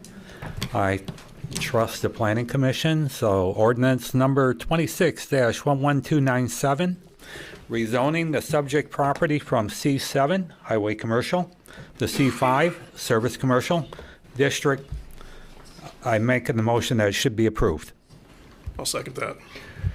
We have a motion, a second, approving ordinance number 26-11297, rezoning the subject property from C7 Highway Commercial to C5 Service Commercial. May we have a roll call, please? Commissioner Davis? Aye. Commissioner Lankwitz? Aye. Commissioner Remp? Aye. Mayor Hoppick? Aye. That item passes 4-0. Okay, I just lost my agenda. There we go. Okay, that will bring us to other business. Is there an item a commissioner would like to bring before the group? I would, but I prefer to go last. Okay. Anybody? I don't have anything today. Okay. Go ahead. I have a couple things. One of the things we've been discussing with city staff is to try to come up with some better communication. We're trying to do questions and answers now, but we're trying to find a way to get information out to people a little more precisely and in a timely manner. And a couple of the things that I've heard here lately that I'd like to address is I know there's been some comment about the log jam and how that was handled and being a change order. And for some of you that maybe weren't here when that was all going on, and Martha, if she's still here, may have to help me if I get my numbers wrong, but originally we had a bid based on 300 and some feet of logs. There were two more events that took that log jam out to 900 and some feet, almost 1,000. So we had already contracted to have the first 300 done, so it made sense to work with the people that had already started to do the rest. So that's how we got to the $1 million. It wasn't really a change order. It was actually two more events that happened that led us to that larger dollar amount. I don't think anybody would do 3 times the work for the same pay, and that's kind of what we had to do. I know it took a little longer, but at one point they had to remove all their equipment because of one of the flood events had raised the river so much that their equipment had to be moved. As far as the bank that we discussed, Riverbank last week, that damage was done from the logs being jammed and the water going around. It had nothing to do with the equipment that was used to remove the logs. So I wanted to get that out there. Also, we'll get some information out there. I know there's been some concern about the debris that was removed from the hotel site on Crawford.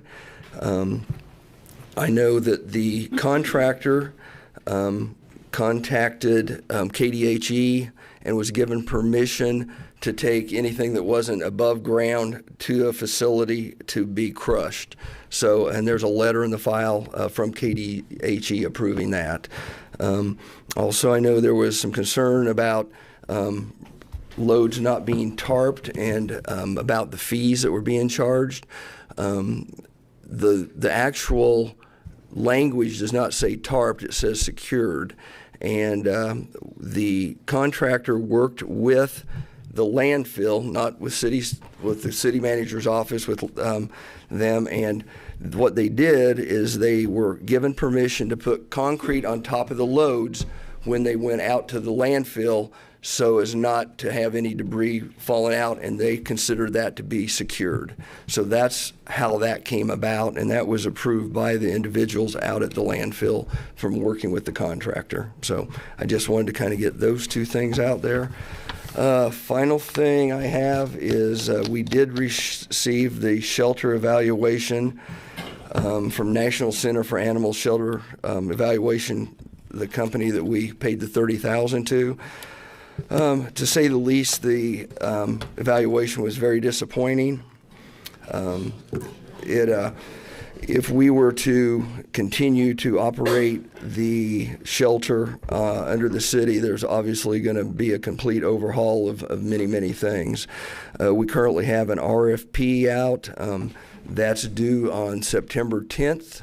We'll see if we get some interest in coming in from a third party. And I know at this time we've kind of made some changes over there where we've sent some additional staff over to help clean. And I don't know if there's any other comments that anybody would like to make. There certainly were some kind of immediate concerns, chemical storage, that sort of thing that were raised, and we have addressed all of the things that are immediate needs. We're in the process of kind of decluttering. We've thrown away a lot of stuff, and we're trying to get the facility cleaned and ready to go, so that when we do have a private management company, that we can turn over a clean facility to them. So at this point, we're still minimally staffed. We're not taking in intakes. I mean, there are emergency-only intakes. So we are kind of a limited capacity operation. What's our status as far as veterinary coverage? So at this point, our staff vet did resign effective last week. So all of our animals are being cared with community vets. So we've transferred their care plans to new vets. Looking for somebody to maybe temporarily take on the role of our in-house vet until we can get a private management company. But at this point, we have not been successful, but we're still working on that. So at this point, we do have local vets they aren't signed on as our vet. But they are caring for animals. We have no drugs, none of the controlled substance drugs on site that the DEA follows or anything. We won't be doing any spay and neuters. We won't have any surgeries on site until, if we are able to find a vet, we may do that. But I'm anticipating we probably won't have any additional spay and neuters or any other kind of surgeries happening in our facility until such time as a private management company were to take over. Okay. And before you go, if you'll let me, I did kind of commit to providing a water update at these city commission meetings. So just kind of wanted to tell you where we were at right now. A few weeks ago, there was a water test that was sent to K-State Lab, and that made its way to the EPA. The EPA called KDHE and had KDHE come out and do some tests. They did 4 tests along Dover Drive. Those tests have come back. There were no bacteriological issues, so no E. coli, any bacteria in the water. The heavy metal test did not show any signs of elevated heavy metals. The tests that were conducted by KDHE at those 4 locations fell right in line with what has been provided in our consumer confidence report. So there just isn't any issues with the water that was tested. I want to speak a little bit about total dissolved solids. There's been lots of discussion about TDS in the community. People are buying meters from Amazon or wherever and testing their own water. TDS is not something that the city treats for. That is, total dissolved solids are the solids that are in the water, so minerals that are in the water. We don't treat for that. It's a direct result of our water, where we get our water from. So Smoky Hill River and our wells, we're very dependent on surface water. Even our well water is very close to the surface. So that is the minerals and different minerals that are dissolved in the water. So the Environmental Protection Agency, EPA, does not, it's a national secondary standard for drinking water, so they don't actually, they make a recommendation that you stay below 500, but they don't, it's not enforceable. And they say that on their website that the contaminant may cause cosmetic issues or aesthetics effects, but it's not a health and safety concern. So TDS is not a concern. The only issue would be if we had something in those dissolved solids that is a regulated item. So that would be nitrates or some other kind of substance that dissolves in the water that is regulated. So at this point, we do not treat for TDS. It's been the same water source that we've had for forever, that where we get that. So you may see that your level of TDS in a consumer confidence report, the levels range from 490 to 550. I did some searching on other communities across the state, and it varies wildly depending on where you're at. I saw one of the communities had a rating as high as 1,700. Our rating is kind of in line with Wichita, a couple of other communities. It's not too far off of the mark. There are some communities that have really low TDS. Emporia is an example of that. They have very low TDS. I don't know what the reason for that is. But at this point, we don't treat for that. We're not planning to treat for that. The only reason we would treat for it is if we had nitrates or something in those dissolved solids that caused a health risk. Most communities don't treat for TDS. The only way to get dissolved solids out of the water, or the most common way, there may be more than one way, is reverse osmosis system. And those are very costly to manage and operate. There are a few cities that have those. Abilene has one, Hutchinson has one. They're very high maintenance, very high cost to operate. And cities that have or use the amount of water that we do just typically don't have that system because it's very, very costly to operate. So I just want to go on the record. The city's water, even if your TDS is high, it is not unsafe to drink. It's not unsafe to bathe in. There's just not an issue with safety with our water. If there was, KDHE and the EPA would be notifying us. We've never had boil orders in this community. The water quality, it is safe to drink.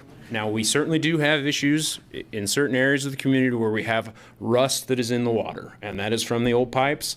We did start the program, the rebate program. We've been doing testing. We got about 49 people that signed up. We've tested a good number of those, and we really haven't seen very many tests that are very high. We are looking at NTUs, the number of NTUs. Most of the water that we've tested to date, now this is just a snapshot, we do recognize that there are times when you may have more turbidity in your water, that there may be more rust, but the tests that we've recently run, we really has been clear water. We haven't really had, I think there's been 2 locations where we've had some issues. Some of those had to do with one of the places that we tested had not had the water turned on in a couple of months. They're in the middle of a construction process. So there's lots of different things that affect that.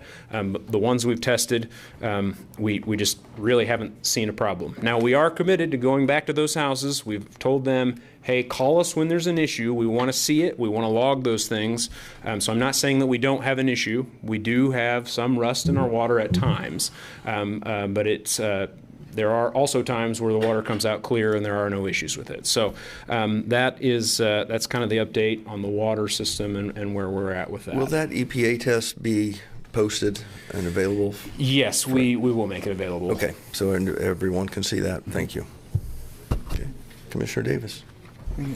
Mine might take a few minutes if it's approved, but I like to move the City Commission recess into an executive session for 10 minutes to discuss the subject of discussion of city purchasing policy with legal counsel based upon the need for consultation with an attorney for the public body, which would be deemed privileged in the attorney-client relationship pursuant to KSA 75-4319B2. Like to request 5 minutes before then just for a break, so we return to this room at 6:08. I'll second that. Okay, I don't have that in front of me. We have a motion, a second, to move into executive session. All those in favor say aye. Aye. Opposed? And who will be attending? It'll be myself and City Attorney Patrick Hoffman. We'll be back at 6:08.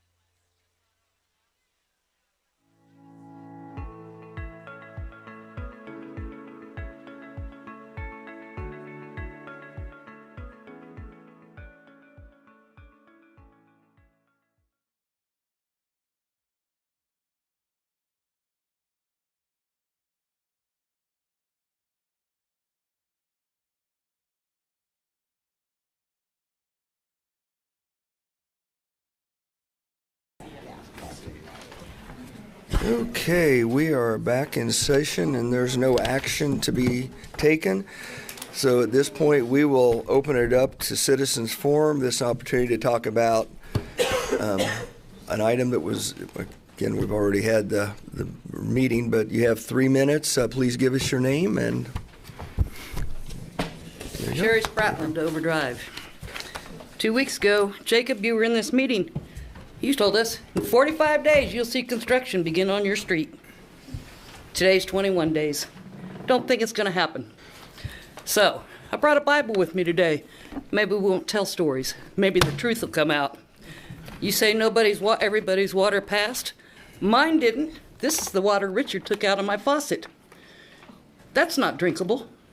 I marked a line in case you want to have a swig of it. He wants to say something, you know? I'm tired of the lies. I came in here with the purpose of this bottled water that failed immensely. On the test that I have from Richard, it scored 84.4. So, I'm deeply concerned about that. And you think I'm going to stay with it. Was there clean water that went into your house? I mean, like, there is a distinction. It came out of the faucet. He took this out of the faucet. There is a distinction between, and I didn't say that all tests were clear, but we are looking at where clean water comes into the house. If you have clean water in your sink and in your bathtub, it's dirty, that's an indication that it's not the city's water. So I don't know. That came out of the faucet. No, it's absolutely not. It's absolutely not the same. In the front of the sink. Did all the water from your house, did any of the water pass? No. Some of the water pass? No. So if I bring Richard back, if I talk to him tomorrow, he's going to tell me the same thing? Yes, he is. I'll talk to him tomorrow. And I have the results with Richard's signature. What more do you want? You want a drink? Have a drink. Okay, Can I go back to my... Yes, please. All right. I don't think I should keep jumping through hoops after hoops and having people come in my house and take samples when you can see what it is and I've already failed. You know? The second thing I brought with me today was a Bible, because I was hoping that the truth mattered, but evidently it doesn't. People in Salina deserve honesty with the city government. We deserve answers that are truthful with facts and records, not vague answers, not lies. I've heard a number of these issues, including the animal shelter issues and the management of the utilities department, that have caused me to lose confidence in a question whether the public is even being told complete truths ever. I strongly disagree with the claim that everything is being handled when the residents are still dealing with concerns about the water coming into our homes. And all of us have this.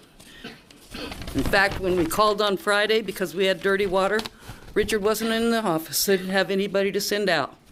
Finally, some guy did come out 2 hours later after the water had pretty much cleared up. Should have somebody available at all hours, even on weekends when it's brown. Should be up to our discretion when you come.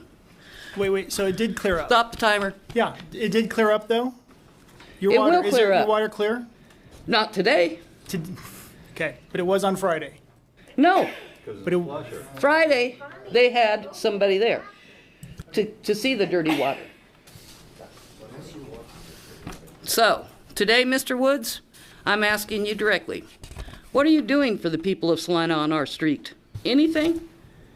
I believe we just approved a plan to replace the water line on your street. Right. So, but are they going to get that done in 21 days like you promised us from the last That is two not what I meetings? said. I said we will approve the contract, and then I said we will, as soon as we can, get an agreement together, and they'll start start 45 days after that. But certainly I didn't say that they would start 45 days from last week. Well, maybe you better go back and watch your meeting. Do either one of you, were you going to taste that? Where'd the water go?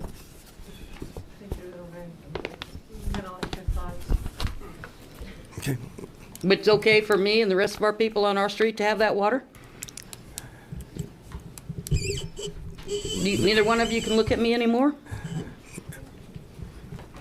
Nope. I think we all agree that... I mean, we failed the test, just like the animal shelter failed theirs, but he lied about that too, so he's lying about my test. Thank you. Thank you. This is a good entrance for me.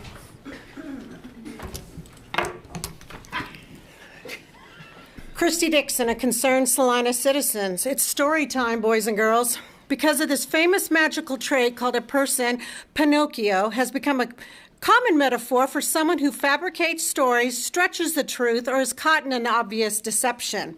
With that being said, in March, J. Wood Okio publicly stated that the shelter had learned from its past mistakes and had taken steps to make sure they didn't happen again.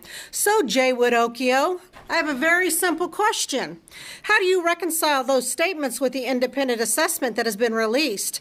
Because that assessment describes serious problems involving leadership, training, sanitation, disease control, policies, facilities, conditions, safety, animal welfare, and even more disturbing, it indicates the significant problems identified years ago remained unresolved. Cue the nose growing. That doesn't sound like problems that were fixed. Again, cue the nose growing. That doesn't sound like lessons that were learned. Again, cue the nose growing. And it certainly doesn't sound like the picture the public was given. Double cue the nose growing. Citizens repeatedly came before the commissioners raising concerns. We asked questions, we brought facts, and instead of those concerns being treated with the urgency they deserve, we were told that Andy and Monique are good people. Again, cue the nose growing. Now, an independent professional assessment has validated many of those concerns regarding the citizens have brought up. So where is accountability, J. Wood Okio? Leadership means more than standing, setting in front of the public and lying about how things are improving. Leadership means knowing what is happening inside your organization, demanding accountability from the people underneath you, and giving the commissioners and the public accurate information. Do you know that there is a pit bull currently at the shelter being housed in the bathroom? It lives in the bathroom. Woo! The animals housed in that shelter aren't able to come to these meetings and tell you what was happening, so we do. And now the independent assessment has spoken as well. Nobody around cares about who the clowns are or whose circus this is. It's about documented failures. J. Wood Okio, the citizens of Salina deserve an explanation for the enormous difference between what you tell us and what is being reported through these reports. And most importantly, these animals deserve accountability, change, the leadership, and will never allow it to happen this again. So at this point, I request you and Jeff Hammond resign immediately. Thank you. Next.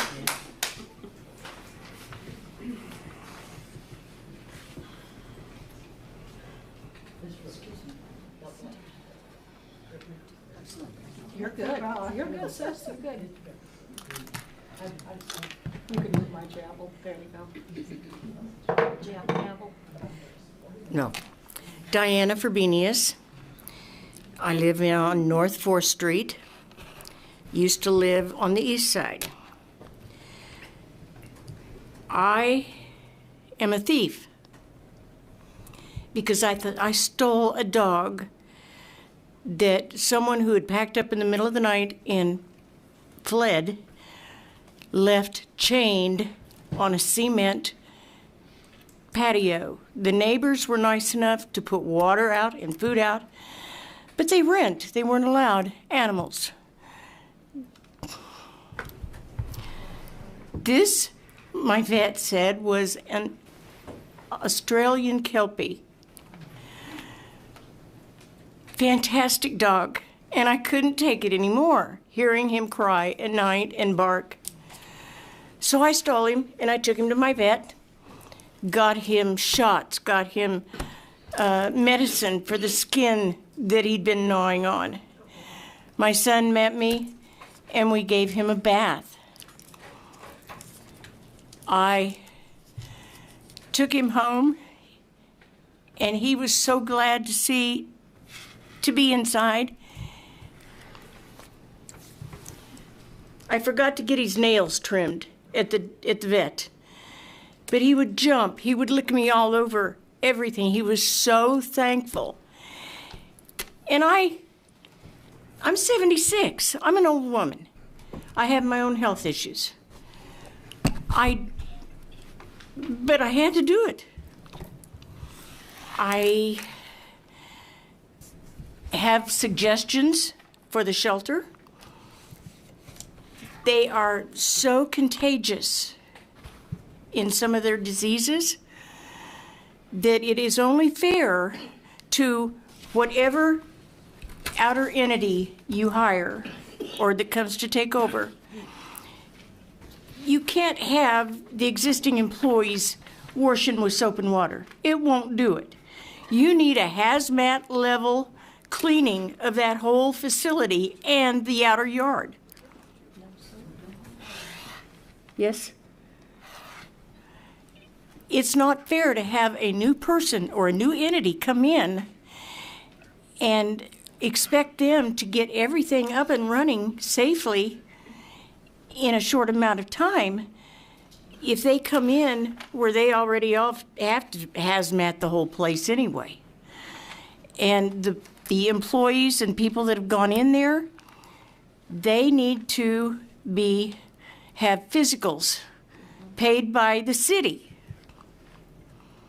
because the city is the one that let this get this far. Very respectfully, I request that. And I know I'm over. Do I get answers on any of my other questions that I had last time? You answered one, but it was very vague. We'll have to look, and I don't remember what questions you had. We'll look at the...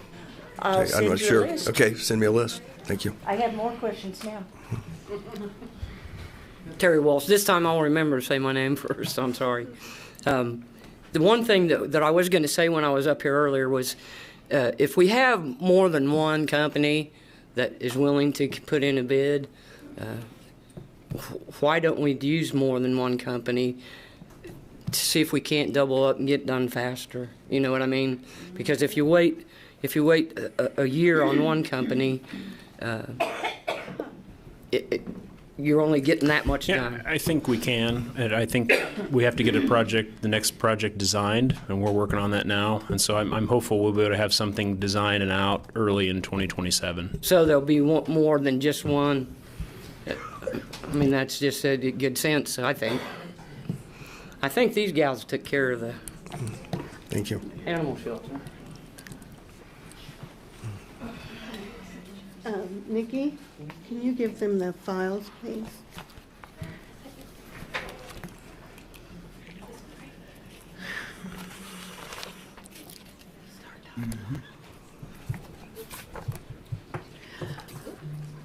Bonnie Newbrand, Salina, Kansas, Commissioners.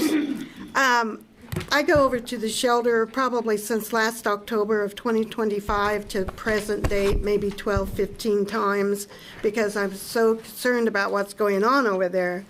I went over there last Thursday and went to the laundry room, and I was shocked. After having two failed, extremely volatile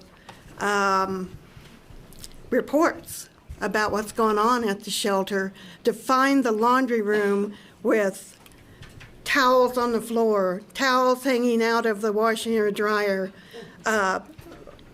dirt everywhere. And I've also heard that they didn't, I don't know if they do now, but they didn't have a hot water heater for a year, and that they run consistently out of the detergent that disinfects this laundry. And I don't know where this laundry is coming from, because they don't, to my knowledge, let the dogs even have blankets or towels or anything, because they're scared to death that the dogs might eat the towels. I have a kind of a suggestion for them. They can put the and machines were not running, neither the washer nor the dryer. Now they can put the laundry in. They can walk a dog, kind of, double up. Then they can come back, put the dog back, and my God, they can unload the wet laundry, put it in the dryer, then they can get the dog, go back and walk the dog, come back, fold the laundry, just keep a beat going. They don't have a beat, not a beat. And it just concerns me that even when Monique and Andy were there, I would check out the laundry room and go down that hall. Filthy, just like this. In fact, one time I went, the laundry was stacked up this high, and I just couldn't believe it that they weren't having someone consistently take care of it. Now, you say they're short of staff. I think it's short of management. Jeff doesn't want to go over there. I just think there's nothing for the interim. And I'm going to send out, and the only way I know how to say this, is a siren to save the 17 pit bulls that are there. There's one in the men's bathroom. He is a beautiful dog. I have a photo of him if you want to see him. But something's got to be done because of the diseases. The feline leukemia cat is right up front when people come in. So I guess my question would be to be answered next time. What is going to be the interim between now and you decide on whoever is going to come in? Thank you. Thank you.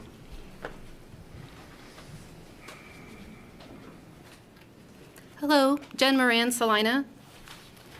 I was one of the 31 people who applied for the vacancy. And I wanted to ask you if there were any interviews or anything like that for the position, if those were conducted.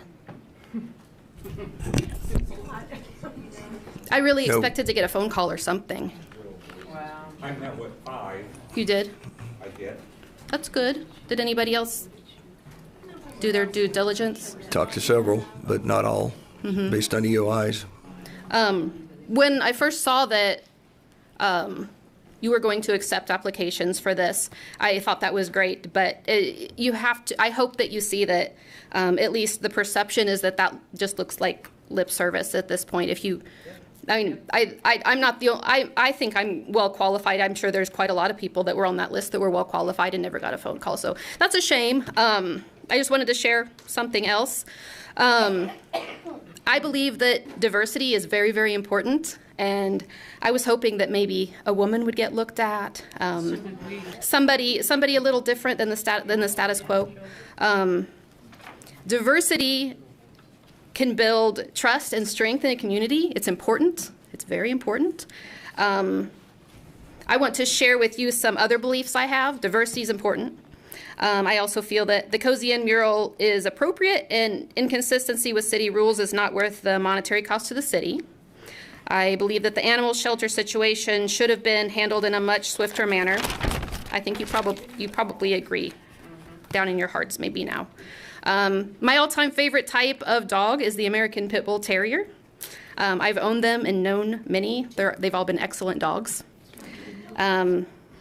And I understand that the issues that Salinans face. I have brown water at my house.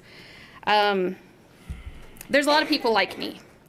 And I think you've really missed an opportunity to pick somebody like me. If not me, somebody like me, because there's a lot of us. Personally, I have several personal and professional goals that I hope to meet in the next few years, but one of those is to run for commissioner. I think it'd be wonderful. If I'm unable to, then I will support whoever, hopefully a woman, maybe another person of color to do so. And I hope that all of you will support that person as well. Thank you. Thank you. Good job. Thank you, Jen. Nikki, can you pass those out? Thank you. Sue Nichols, Salina. Commissioner Davis, months ago you wanted a $30,000 consultant to define this. I think we finally can define this. On July 12th, consultant Tim Crum emailed Jeff Hammond about an urgent chemical safety issue. He found a leaking 55-gallon drum of hazardous disinfectant. It's lid open in an enclosed, unventilated garage with 2 dogs kenneled approximately 10 feet away. He warned of an immediate hazard to the animals and staff. and recommended sealing the drum immediately and removing the animals until the area was safe. Jeff Hammond's response? It'll be removed in the morning. Not the dogs will be moved immediately. Not, I'm going over there right now. It will be removed in the morning. This is a complete disregard for the animals at that shelter. But after 8 months, this is a much bigger problem. This is a leadership problem. Commissioner Davis, you said that we found what we wanted to find.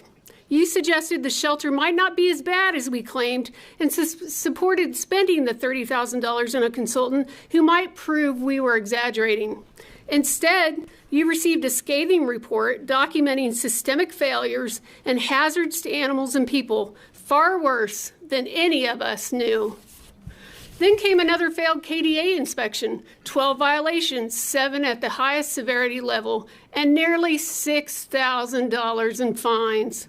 If you read the report, it pretty much says that there is no one capable of managing the shelter. Jeff and Bridget accompanied the inspectors that day.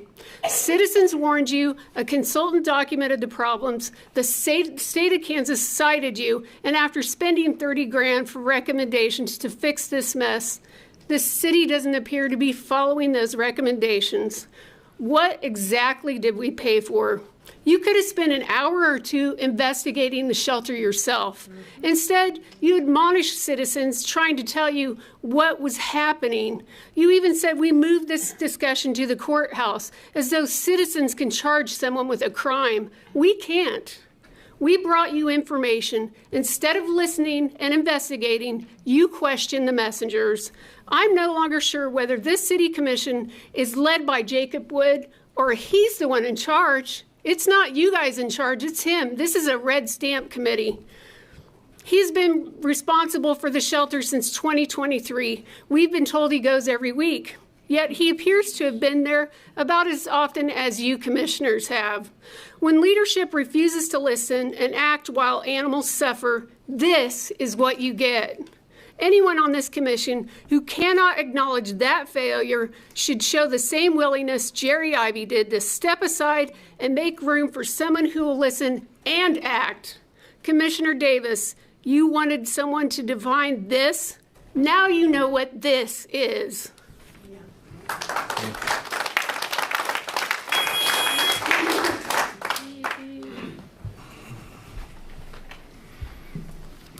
Matthew Newbank, Salina, Kansas.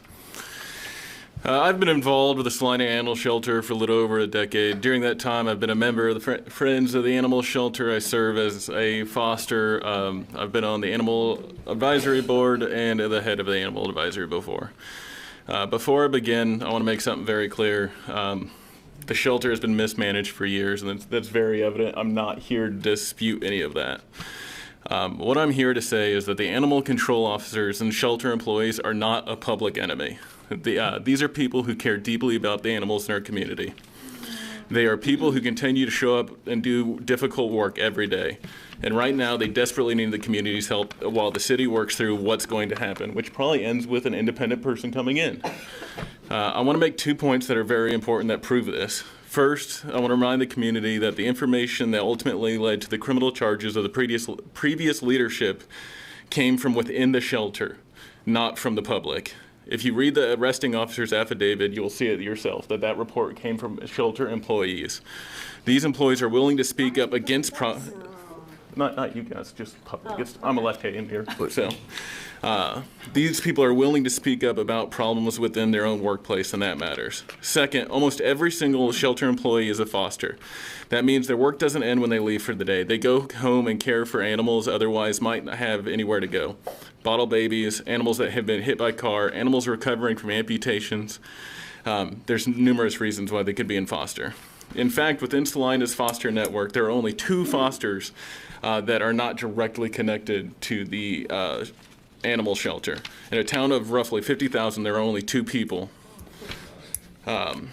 These employees are not simply clocking in, doing their job and going home. Many of them are continuing to care for shelter animals in their own home. The second major issue is the staff. The shelter is severely understaffed. In the past few months, the shelter has lost the 2 employees who were charged with crimes. They've lost their veterinarian, they lost a dog walker, they lost a cleaner, and they lost a prospective employee due to public backlash. That's approximately 5 employees in a very short period of time. And the shelter has only been able to hire a single person to replace them. On top of that, several current employees are temporarily unable to perform all of their normal duties because of medical conditions. How well would your workplace function if you lost a third of your staff? And despite being understaffed, these employees are willing to make changes that are needed. I'm going to kind of skip things here. Guys, the foster employees are not the problem. The rhetoric against the foster employees have to stop. There was literally a foster employee or a shelter employee who was chased going 95 miles an hour on the interstate. They were being chased by what's going on in the public. Like, please tone down the rhetoric against the shelter employees. No, but you don't need to chase a pregnant woman driving 95 miles an hour. Thank you.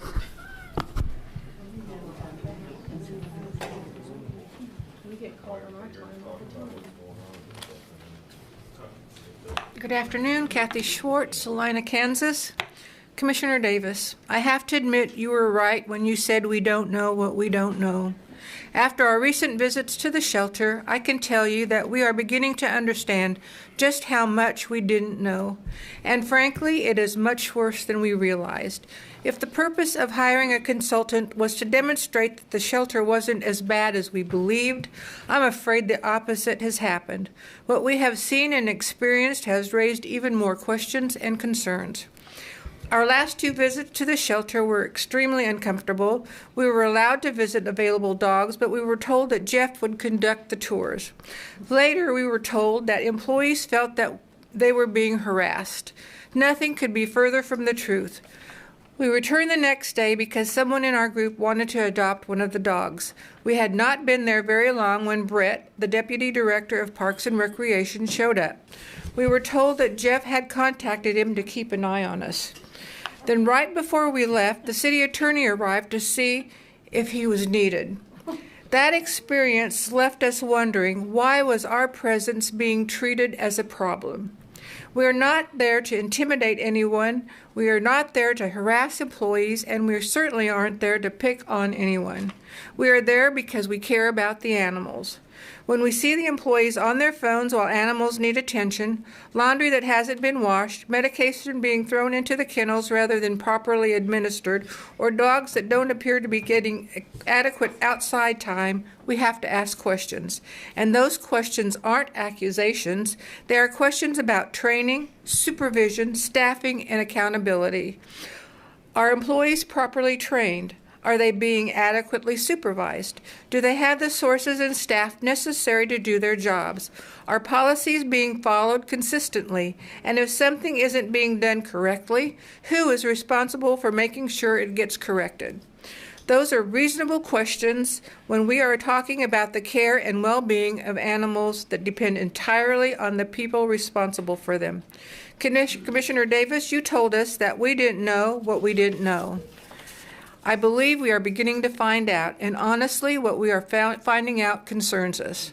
We don't want this to become a battle between citizens and shelter employees. We don't want anyone to feel threatened or attacked.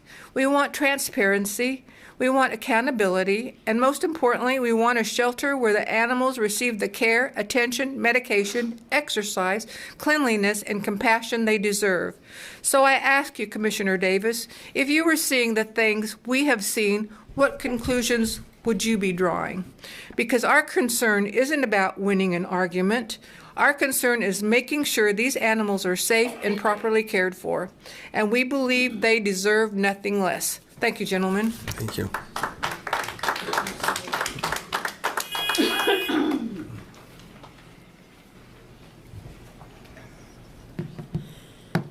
I'm Lucille Sanderson, Salina, and I had dealings last year with Jeff Hammond. No, it wasn't over the animal shelter.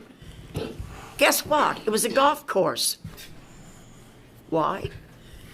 It was in terrible shape. They had scrub trees growing up around their sign. They had scrub trees going up outside the buildings. And I told him, I said, that's several years' growth there, not just this year. Well, he got out there. I doubt if he ever left this office. And it got cleaned up. But it's starting in again this year. Scrubs. Come on. You're the leader. He should go and check these things, wanting to send other people to check the animal shelter because he didn't want to go. Mm-hmm. Now, here's another subject. Men, the roundabout, Waterwell and 9th. Well, we watched a video or a movie, so we know what it's all about. Okay, you've all had children, or you know of nieces or nephews taking driving lessons. Did they look at a film, a video, and know how to drive? I doubt that. They had to have experience. I dare you to get into an 18-wheeler on the co-pilot side and watch what he does when he wants to make a 90-degree turn. It don't all stay in the one lane. No. It takes that lane. The trailer's back here. It's on a, what do they call that, where the spindle? The trailer is going off to the side because it's going sideways. Have you had accidents on that four-way stop out there? I never have heard any about being written up. And your city manager, salary is public information. Wonder how many people realize he starts out each month with $19,000 plus. And on top of that, $1,900 goes into his retirement. You got a lot of fooling going on there, man. You can't look. Neither one of you dare to look over when someone's speaking. You're ashamed. You should be. You should be running your city better. You're the leader. Get Jeff out there. Get him to clean up stuff. Don't send the little boys out. He is the leader. Right? I'm sorry. Kitty got his tongue. Thank you. Thank you.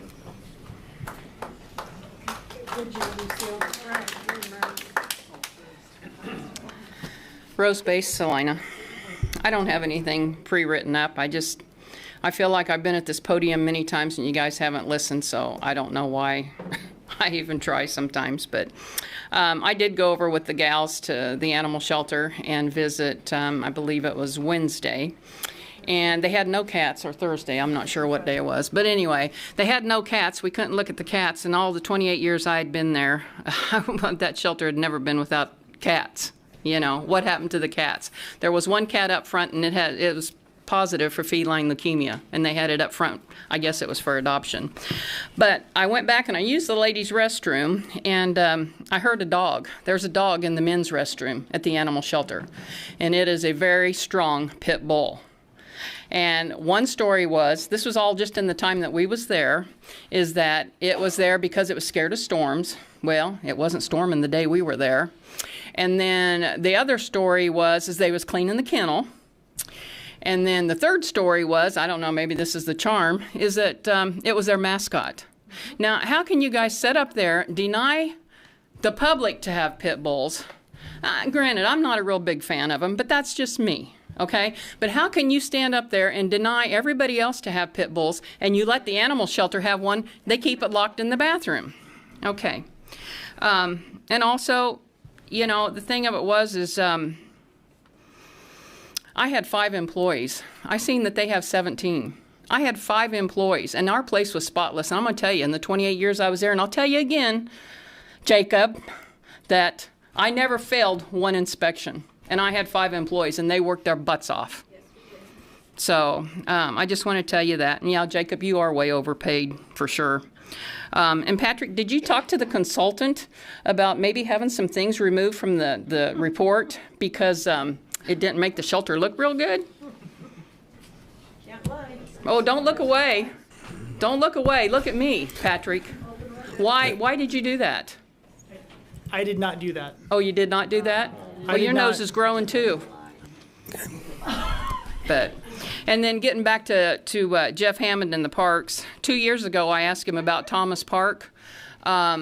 We had a little playground there, and I take my great-granddaughter there, and at that time she was 3. And it's in my neighborhood, Thomas Park. And I said, there's no place to sit over there at the playground. And I said, I'm getting older, and I said, I'd kind of like to have a place to sit. And he said, well, they usually drag the picnic tables over there. I was like, well, I can't drag the picnic tables over there. And he says, I'll have a bench put in for you. And that was 2 years ago. And then also, there's still no bench. June 8th was our storm. The park is still damaged. And the shelter house, 2 years ago, you guys collected the insurance on it, and we never have gotten it replaced. So that says a lot for Jeff Hammond. Thank you.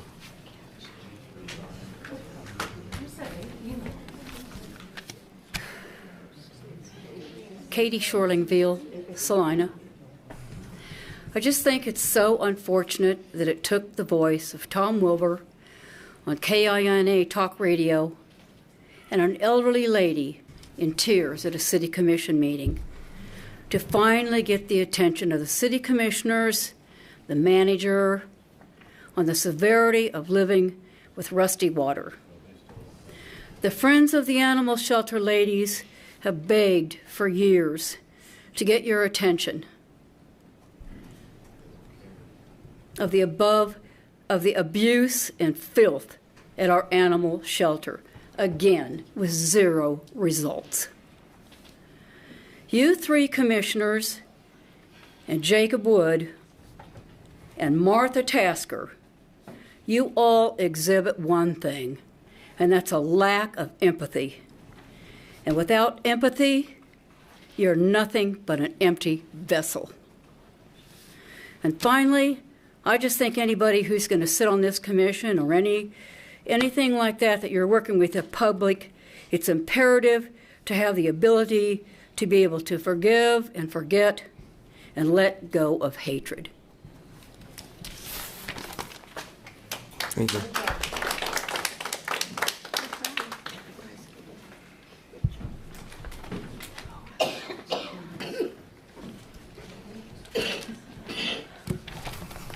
You guys are going to have to bear with me.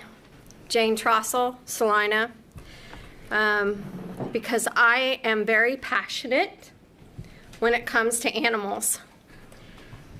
And when I read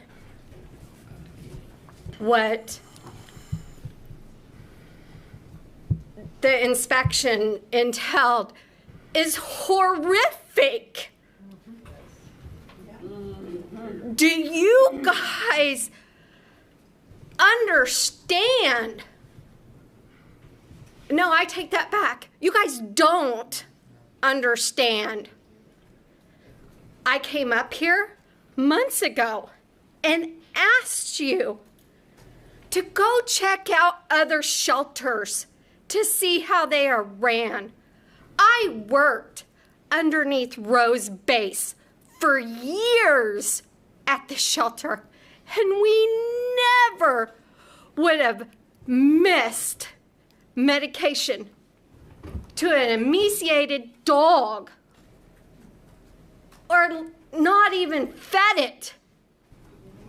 I went out on calls. I brought in a boxer years ago to the shelter that was emaciated, and unfortunately he didn't make it. But we did our damnedest to get him medical attention and fed him and coddled him. I coddled him until he passed.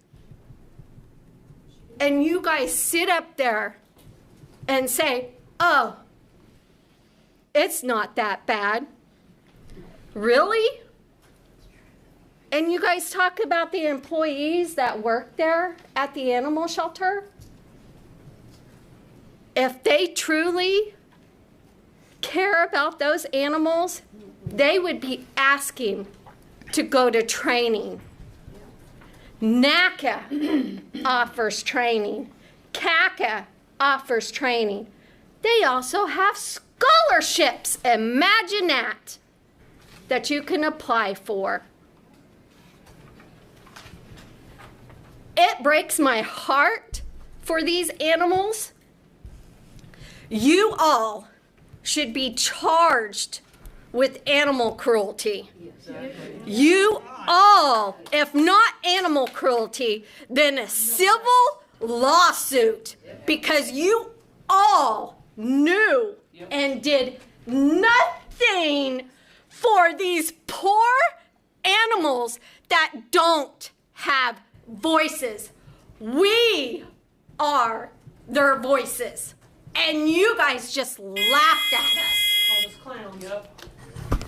Thank you.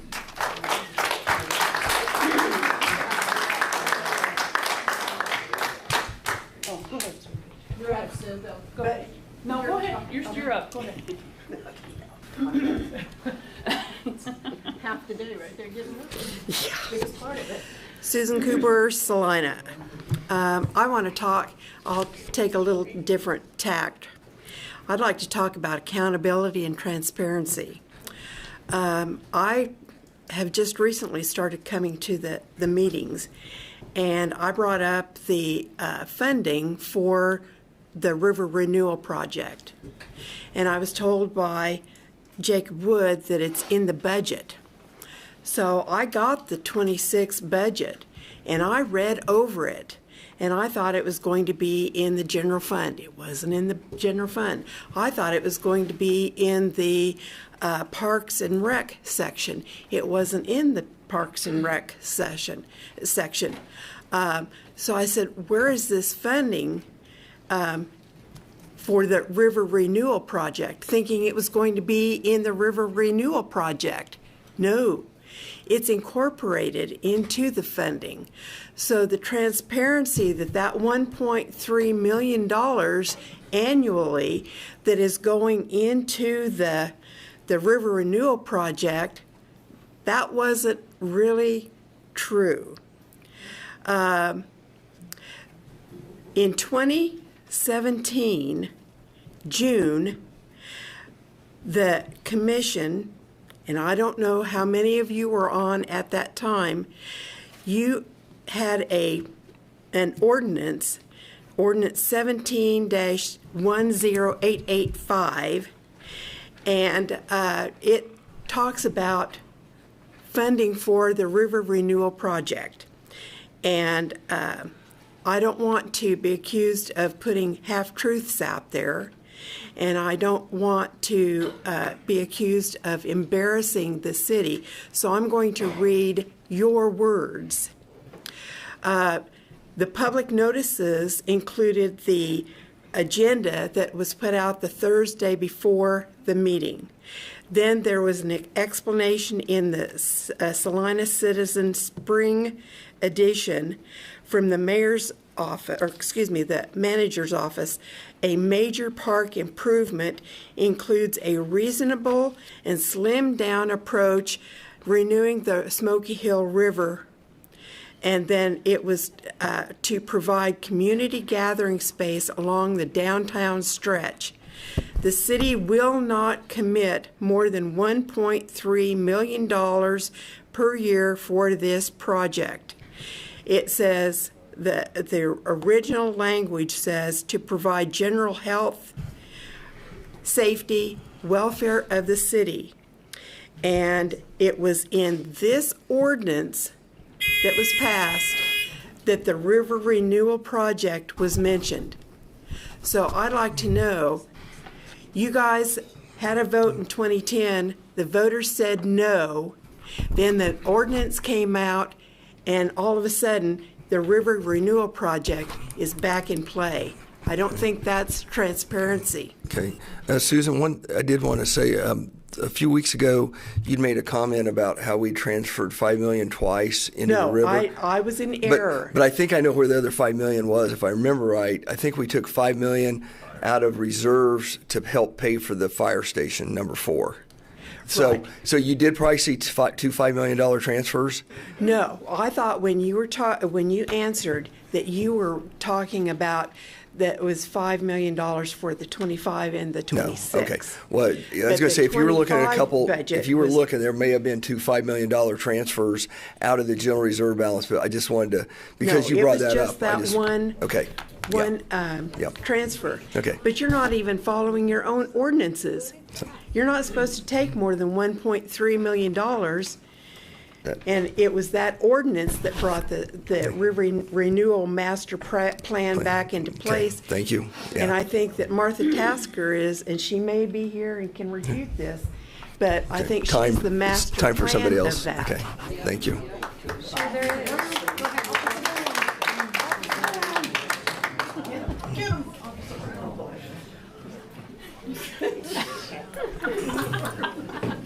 Norman Mantle, Salina.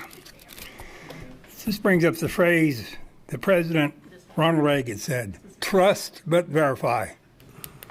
We don't trust you. And you need to watch the documentary, Damnation, what Kathy Lee said about the director of the Bureau of Reclamation. She says, if somebody doesn't do it for me, I'll cut him off. She says, I'll cut his balls off. It's in the documentary. Watch it. So we do need a change of power. Put some women in place. Maybe we'll get something done. Yep. And this was a paperback I had the library get for me. The demise of Isabella, Anaconda, and Columbus's trip to the Central America. Anaconda, she was a woman. She run the whole nation of Native Americans in the Caribbean. And she took care of the men, too. She got rid of them. It's in the documentary. It's a paperback. That thick. Read it. I'm down. So, men have screwed it up for 250 years. It can't get any worse. Unless you guys stay in power. Now, have any of you commissioners ever had a wellness physical done? Brain damage? Dr. Trent Davis, you know what CTE is. You guys need your brain examined because you've suffered some severe damages. That's in the documentary. You can get that from the hospital. They do a test on you. Can you fire employees? Yes, you can. What you do is give them a raise, then you fire them. Unsatisfactory work habits. I've seen it done. So don't tell me you can't do it. Have any of you commissioners ever rolled up your sleeves and went to the shelter to see these conditions and help clean it up? Raise your hand if you have. I've been there, but I haven't helped clean. I admit that. Well, by God, one tells the truth.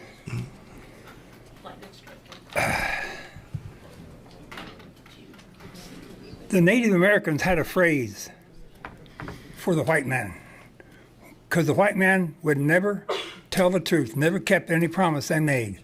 Pale face, speak with forked tongue. Yep. You're pale face. So, this is a good one. Who has the authority over the airspace at our airport and the property outside of the airport property lines, drone issues, military, or the FAA? Vertical airspace. You better check into it because this is federal. Thank you. Good job.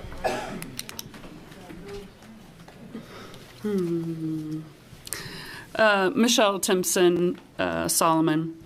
I've been telling you the exact same thing since 2023 that the independent consultant just told you. For more than 3 years, I've stood before this city commission, asked questions, requested records, dug through documents, and told you there were serious problems at the Salina Animal Services.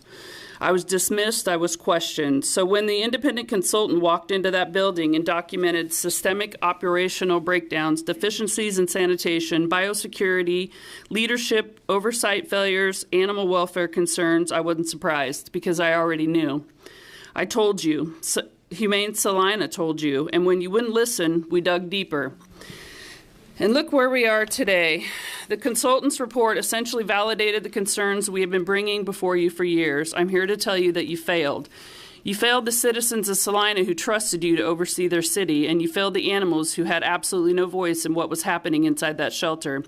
And I believe the citizens, Humane Salina, and animals of Salina are owed something very simple, an apology, not a political apology, not an apology filled with excuses, and not an apology but an apology that means something.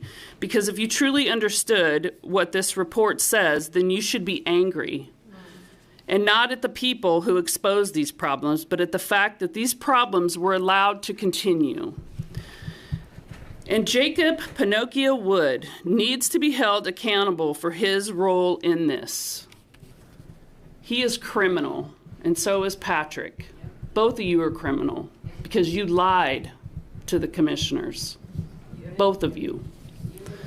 I have watched him repeatedly minimize concerns about his shelter, this shelter, and defend its management and conditions while citizens were telling you something very different. He has been lying since day one about the shelter and protecting incompetent management. Him and Patrick both have been lying to the commissioners, and you guys know it. The consultant's report gives you another opportunity to ask whether what you were being told by city administration was actually the truth. And Commissioner Trent Davis, please stop with the word salad. Stop trying to explain away legitimate concerns with complicated language that leaves citizens more confused than informed. You cannot speak with authority about the condition of a facility you have never even stepped inside. You want to defend the shelter, then go see it. Talk to the people who work there. Look at the conditions yourself, but don't gaslight the citizens who have actually been paying attention. And Mayor Mike Hoppick, you have said that you didn't know about these conditions when this started in 2023, but you were on the commission. You heard us. You even called us names. You were sitting in these meetings while these concerns were being raised. You don't rewrite history now. And Commissioner Greg Linkowitz, I'm asking you to wake up and cast your own vote, and don't vote just because you sit beside someone. Time. Thank you.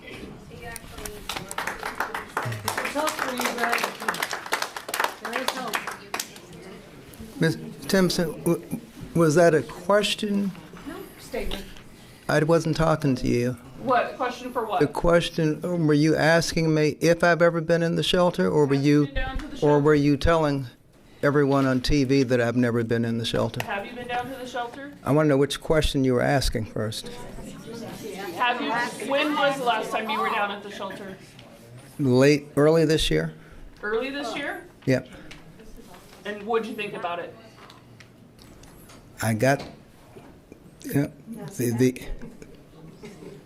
I requested to get the consultant in there so we could find out.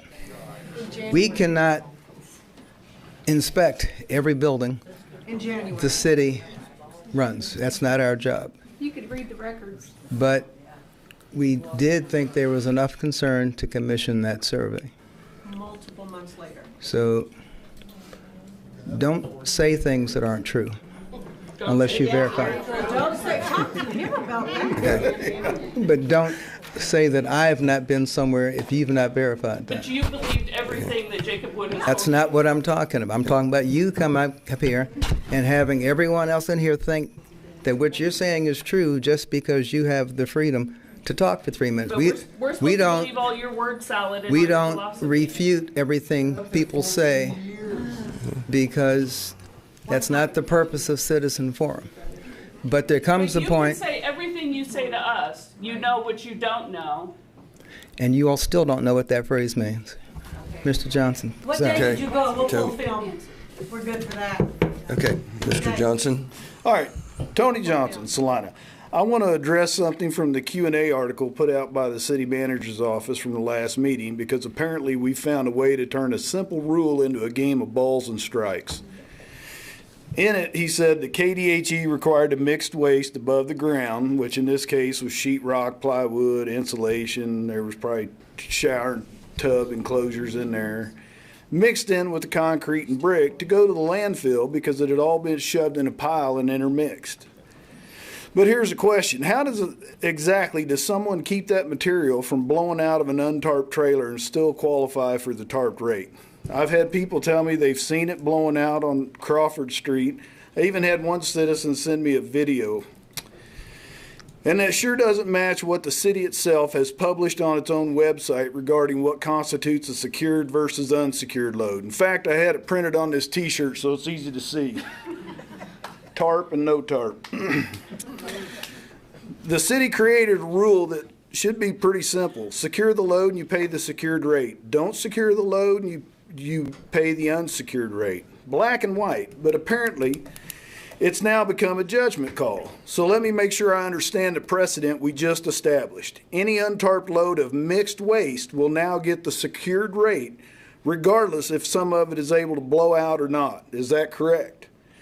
Because if that's the determination, we got a problem. I would encourage anyone who has paid the unsecured rate under the same circumstances to call Ron Marsh at City Hall and ask for an explanation and a refund. And if I owned a roll-off trash service in this town and used the Salina landfill, they got a pretty simple business decision to make. Quit spending money on repairing or replacing tarp systems because the city has just set the standard that they aren't required to receive the secured rate. What you did is create a loophole, and once you create a loophole, people are going to take advantage of it.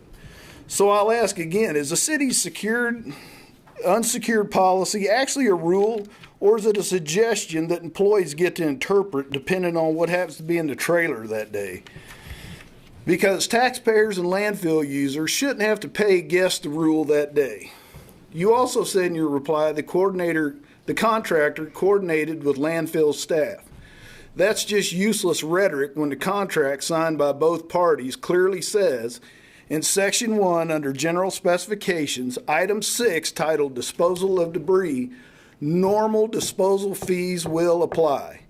So who did he coordinate with? Because I don't think any employee at the city of Salina is worth the $325,000 we forfeited, especially in a year with supposed budget obstacles. So you can either enforce the rule as posted, or maybe we just view this as another example of favoritism and mismanagement.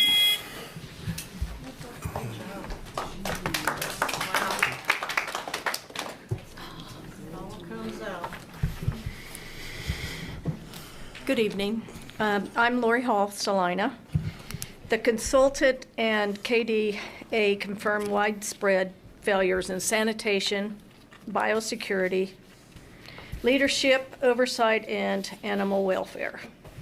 KDA also issued unsatisfactory ratings, violations, and penalties, which we, the taxpayer, now have to pay. The wildlife records I presented earlier this year revealed many of the same issues already detailed in the failed inspections and the consultant's assessment, including problems with oversight, procedures, biosecurity, record keeping, and animal welfare.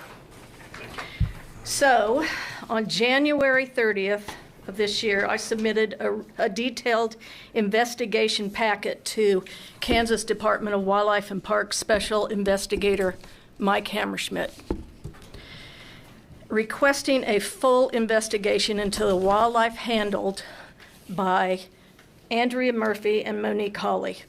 I've given you a copy of this letter. However, the packet is missing from your view. In 2025 alone, the Salina Animal Shelter recorded 458 wildlife intakes and 104 wildlife euthanasias. Wildlife handling was clearly a significant part of the shelter operation, yet neither Andrea Murphy nor Monique Hawley held any federal or state wildlife rehabilitation permits during that period. Kansas law strictly limits how unpermitted citizens may possess sick, injured, or abandoned wildlife and requires transportation to an authorized rehabilitator. Yet records show mammals and federally protected birds were being held at a private residence. A few examples of the evidence I sent to Game Warden Hammerschmidt. 3 7-day-old Canada geese goslings were kept at a foster's care. Her name was Andy Linder. Do you know Andy Linder? No, you don't, because that was her first married name. She used that name to put on the records of the Salina Animal Shelter. She's never used that name before. Records also indicated that Andrea used several names, and that was a concern about record keeping and the ability to track wildlife from intake. Communications with licensed wildlife rehabilitator Carrie Newell indicated that Andrea took in a great blue heron, a Mississippi kite, and a falcon. Carrie advised her to transport these federally protected birds to Operation Wildlife. She kept those birds 7 days, and then they died. Time. The great blue heron, we don't know what happened to it. Thank you. They are. So I'm asking you to please remove those responsible.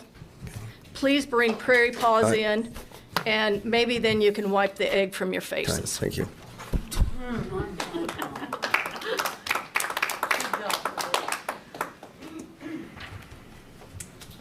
Hi, my name is Peggy Ochoa. I live here in Salina.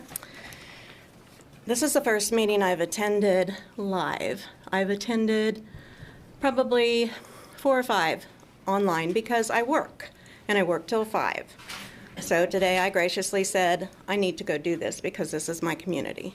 And I don't normally talk. I don't get up to talk to people. That's not my deal. But what I've seen tonight has me so passionate about what is going on in our community. I lived in Smolin for 49 years of my life. I moved to Salina 15 years ago. Never had any concern about who was taking care of our city. And pretty suddenly this year, it became very apparent, starting with the animal shelter, that we had a problem. And then I heard about more problems, and more, and more. And it seems like we've got a whole bunch of wild cards up here that don't really have our best interests in mind. Please excuse that, Mr. Rump, because I see your passion. I see what you have tried to do. I hear your nays, and I hear the puppet, I. And if we need another I. And, you know, I have some concerns. The first thing I want to address, which I went way off track here, the first thing I want to address is the smirks from over here to Sherry. Where's Sherry? The smirks from this table, the laughs. That was rude. That was rude. That was totally uncalled for. You should be ashamed of that. You want everybody here to stay in line, then please stay in line yourselves. The other thing that I have noticed for the last hour is that Mr. Linkowitz does not look up when people talk.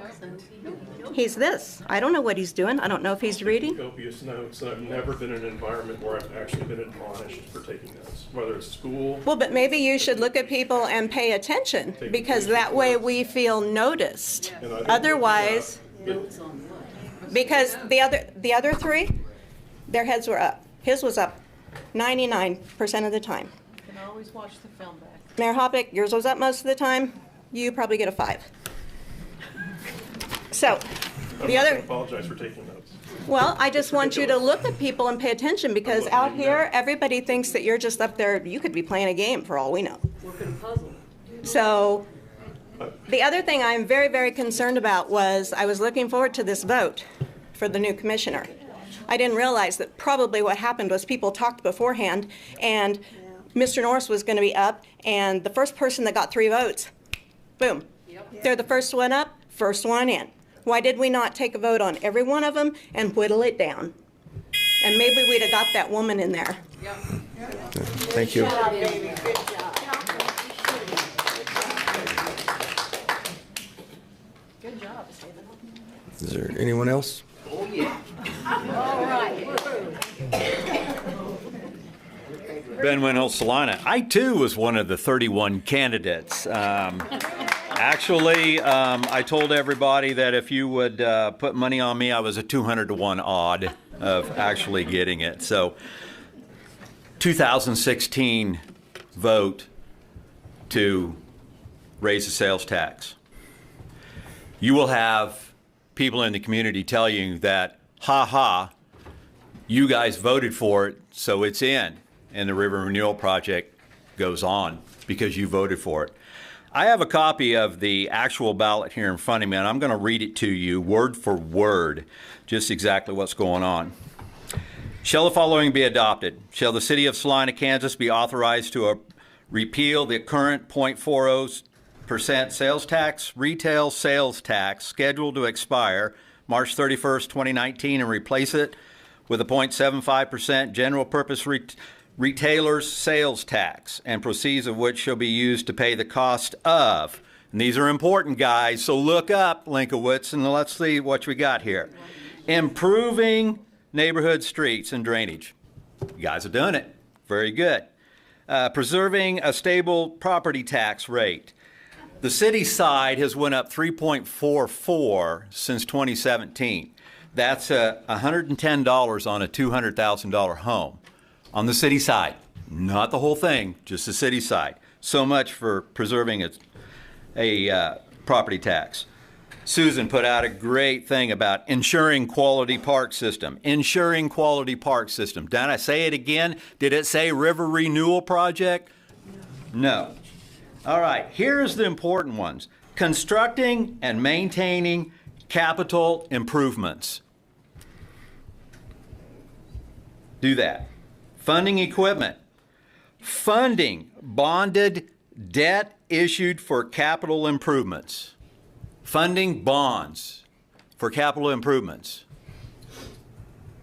We got a capital improvement that's in front of us right now. And it's not the river renewal project. It's a water infrastructure. Jacob Wood has told me that he cannot do anything as far as taking money back out of the river renewal or anything. It's up to you guys to make the decision. So here's the decision, guys.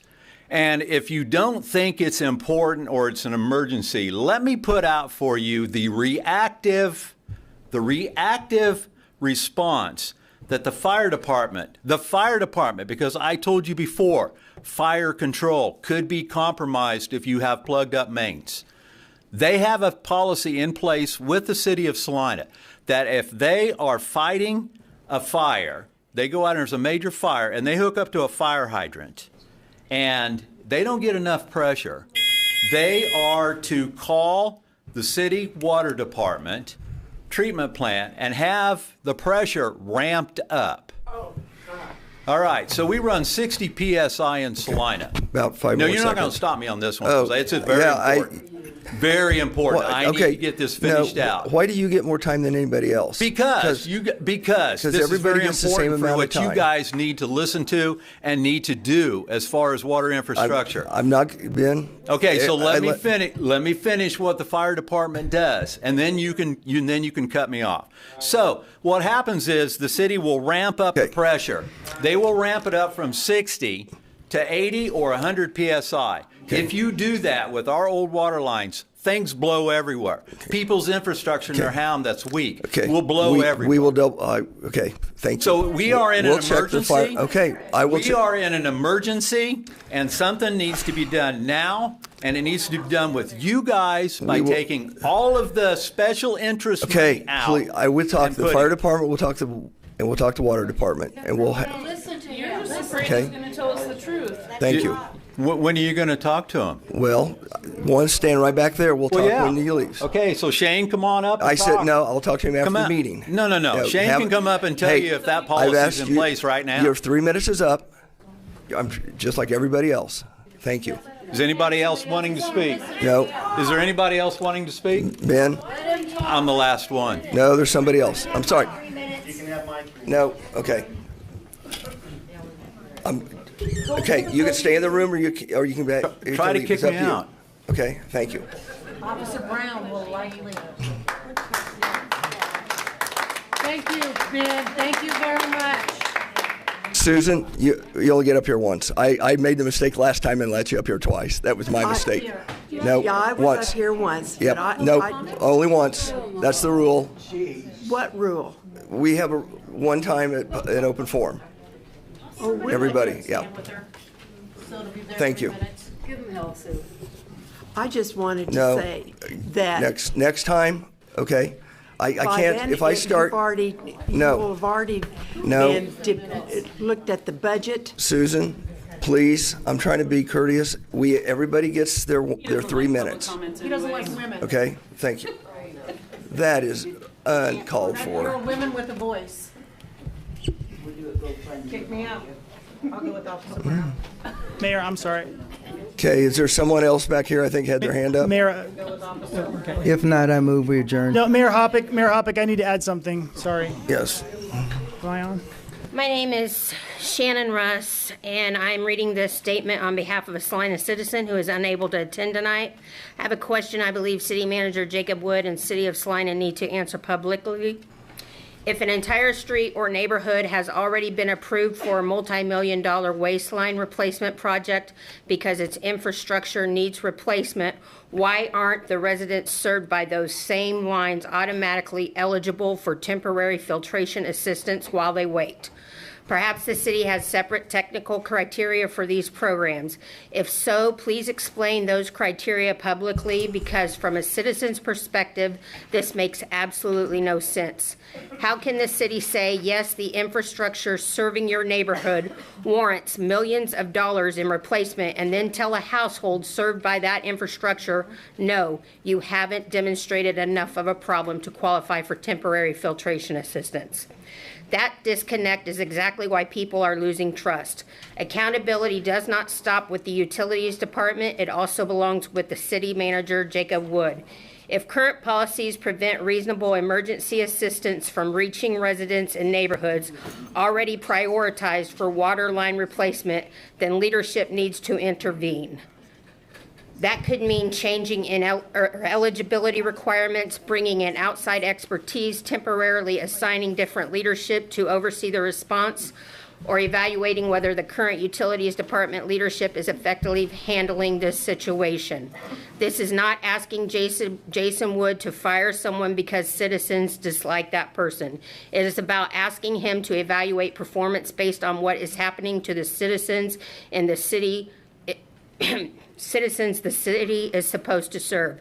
Leadership means recognizing when something isn't working and having the courage to change it. Residents should not be standing at their sinks looking at brown water while simultaneously living above infrastructure the city has already determined requires millions of dollars in replacement. So, Mr. Wood, please explain the contradiction. If these neighborhoods qualify for major water line replacement, why aren't households served by those same lines being given immediate access to temporary filtration assistance? And if existing policy prevents that, who has the authority to change the policy, and why hasn't it already been changed? Those are questions the citizens of Salina deserve to have answered. Please share this and until it reaches someone who will be in that room tonight. Sincerely, fed up with brown water and excuses supposed to serve. I felt compelled to speak on this citizen who couldn't be here tonight because it always doesn't work out with jobs, and I have the luxury to be here. So I just wanted to speak on her behalf. Thank you. Just so we don't forget. We're not gonna, thank you. I'll put it over here. It's so good when someone drink it. Give it to Mike. Tom Wilbur, Salina. I told you guys a couple of weeks ago that I called the KDA and spoke to the inspector, and that they were on their way in. You didn't even lift a finger to do anything different, and you got spanked. I do want you to know I've spoken to the Saline County Attorney about the possibility of filing criminal charges against our leadership regarding the continued abuse at the animal shelter. I'm not big on taxes. Today I sent a email to each of you outlining a $2 million reduction in overhead plan that I developed. I think it's pretty easy to do. I could probably do it if you need my help. But reducing overhead at the city by $2 million would correct the problem that we have with the $700,000 deficit that you guys have saddled us with. And if you want my help, just give me a call. Thanks. Thank you.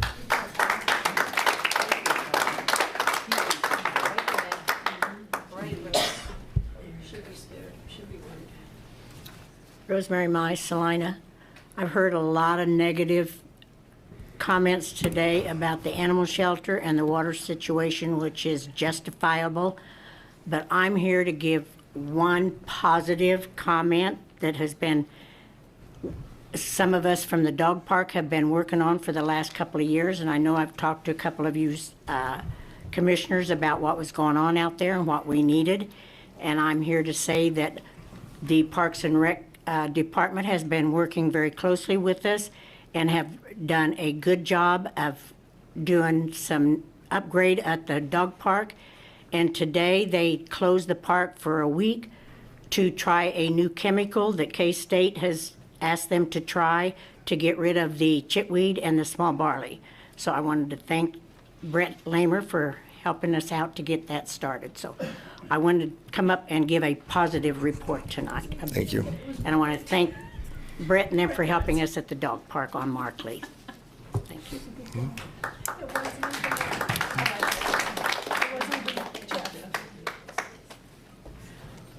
Okay, if there's no one else, Mayor I'll Hoppett, can I say one thing? Yeah. I hate to say this, I'm worried that, for me personally, that after the meeting, people are going to try and twist some information I gave in an open records request. When I communicated with the consultant, I asked him to remove the employee name so that we could put an unredacted version on the website. I also at one point pointed out to him that there was likely to be an investigation of a third party based on his report, and I asked him whether or not he should consider removing or changing that part of the report. He did not, and I told him that was fine. So just to be clear about that. Okay, thank you. Move to adjourn. We have a motion and a second to adjourn. All those in favor? Whoa. Aye. You had another one right over there.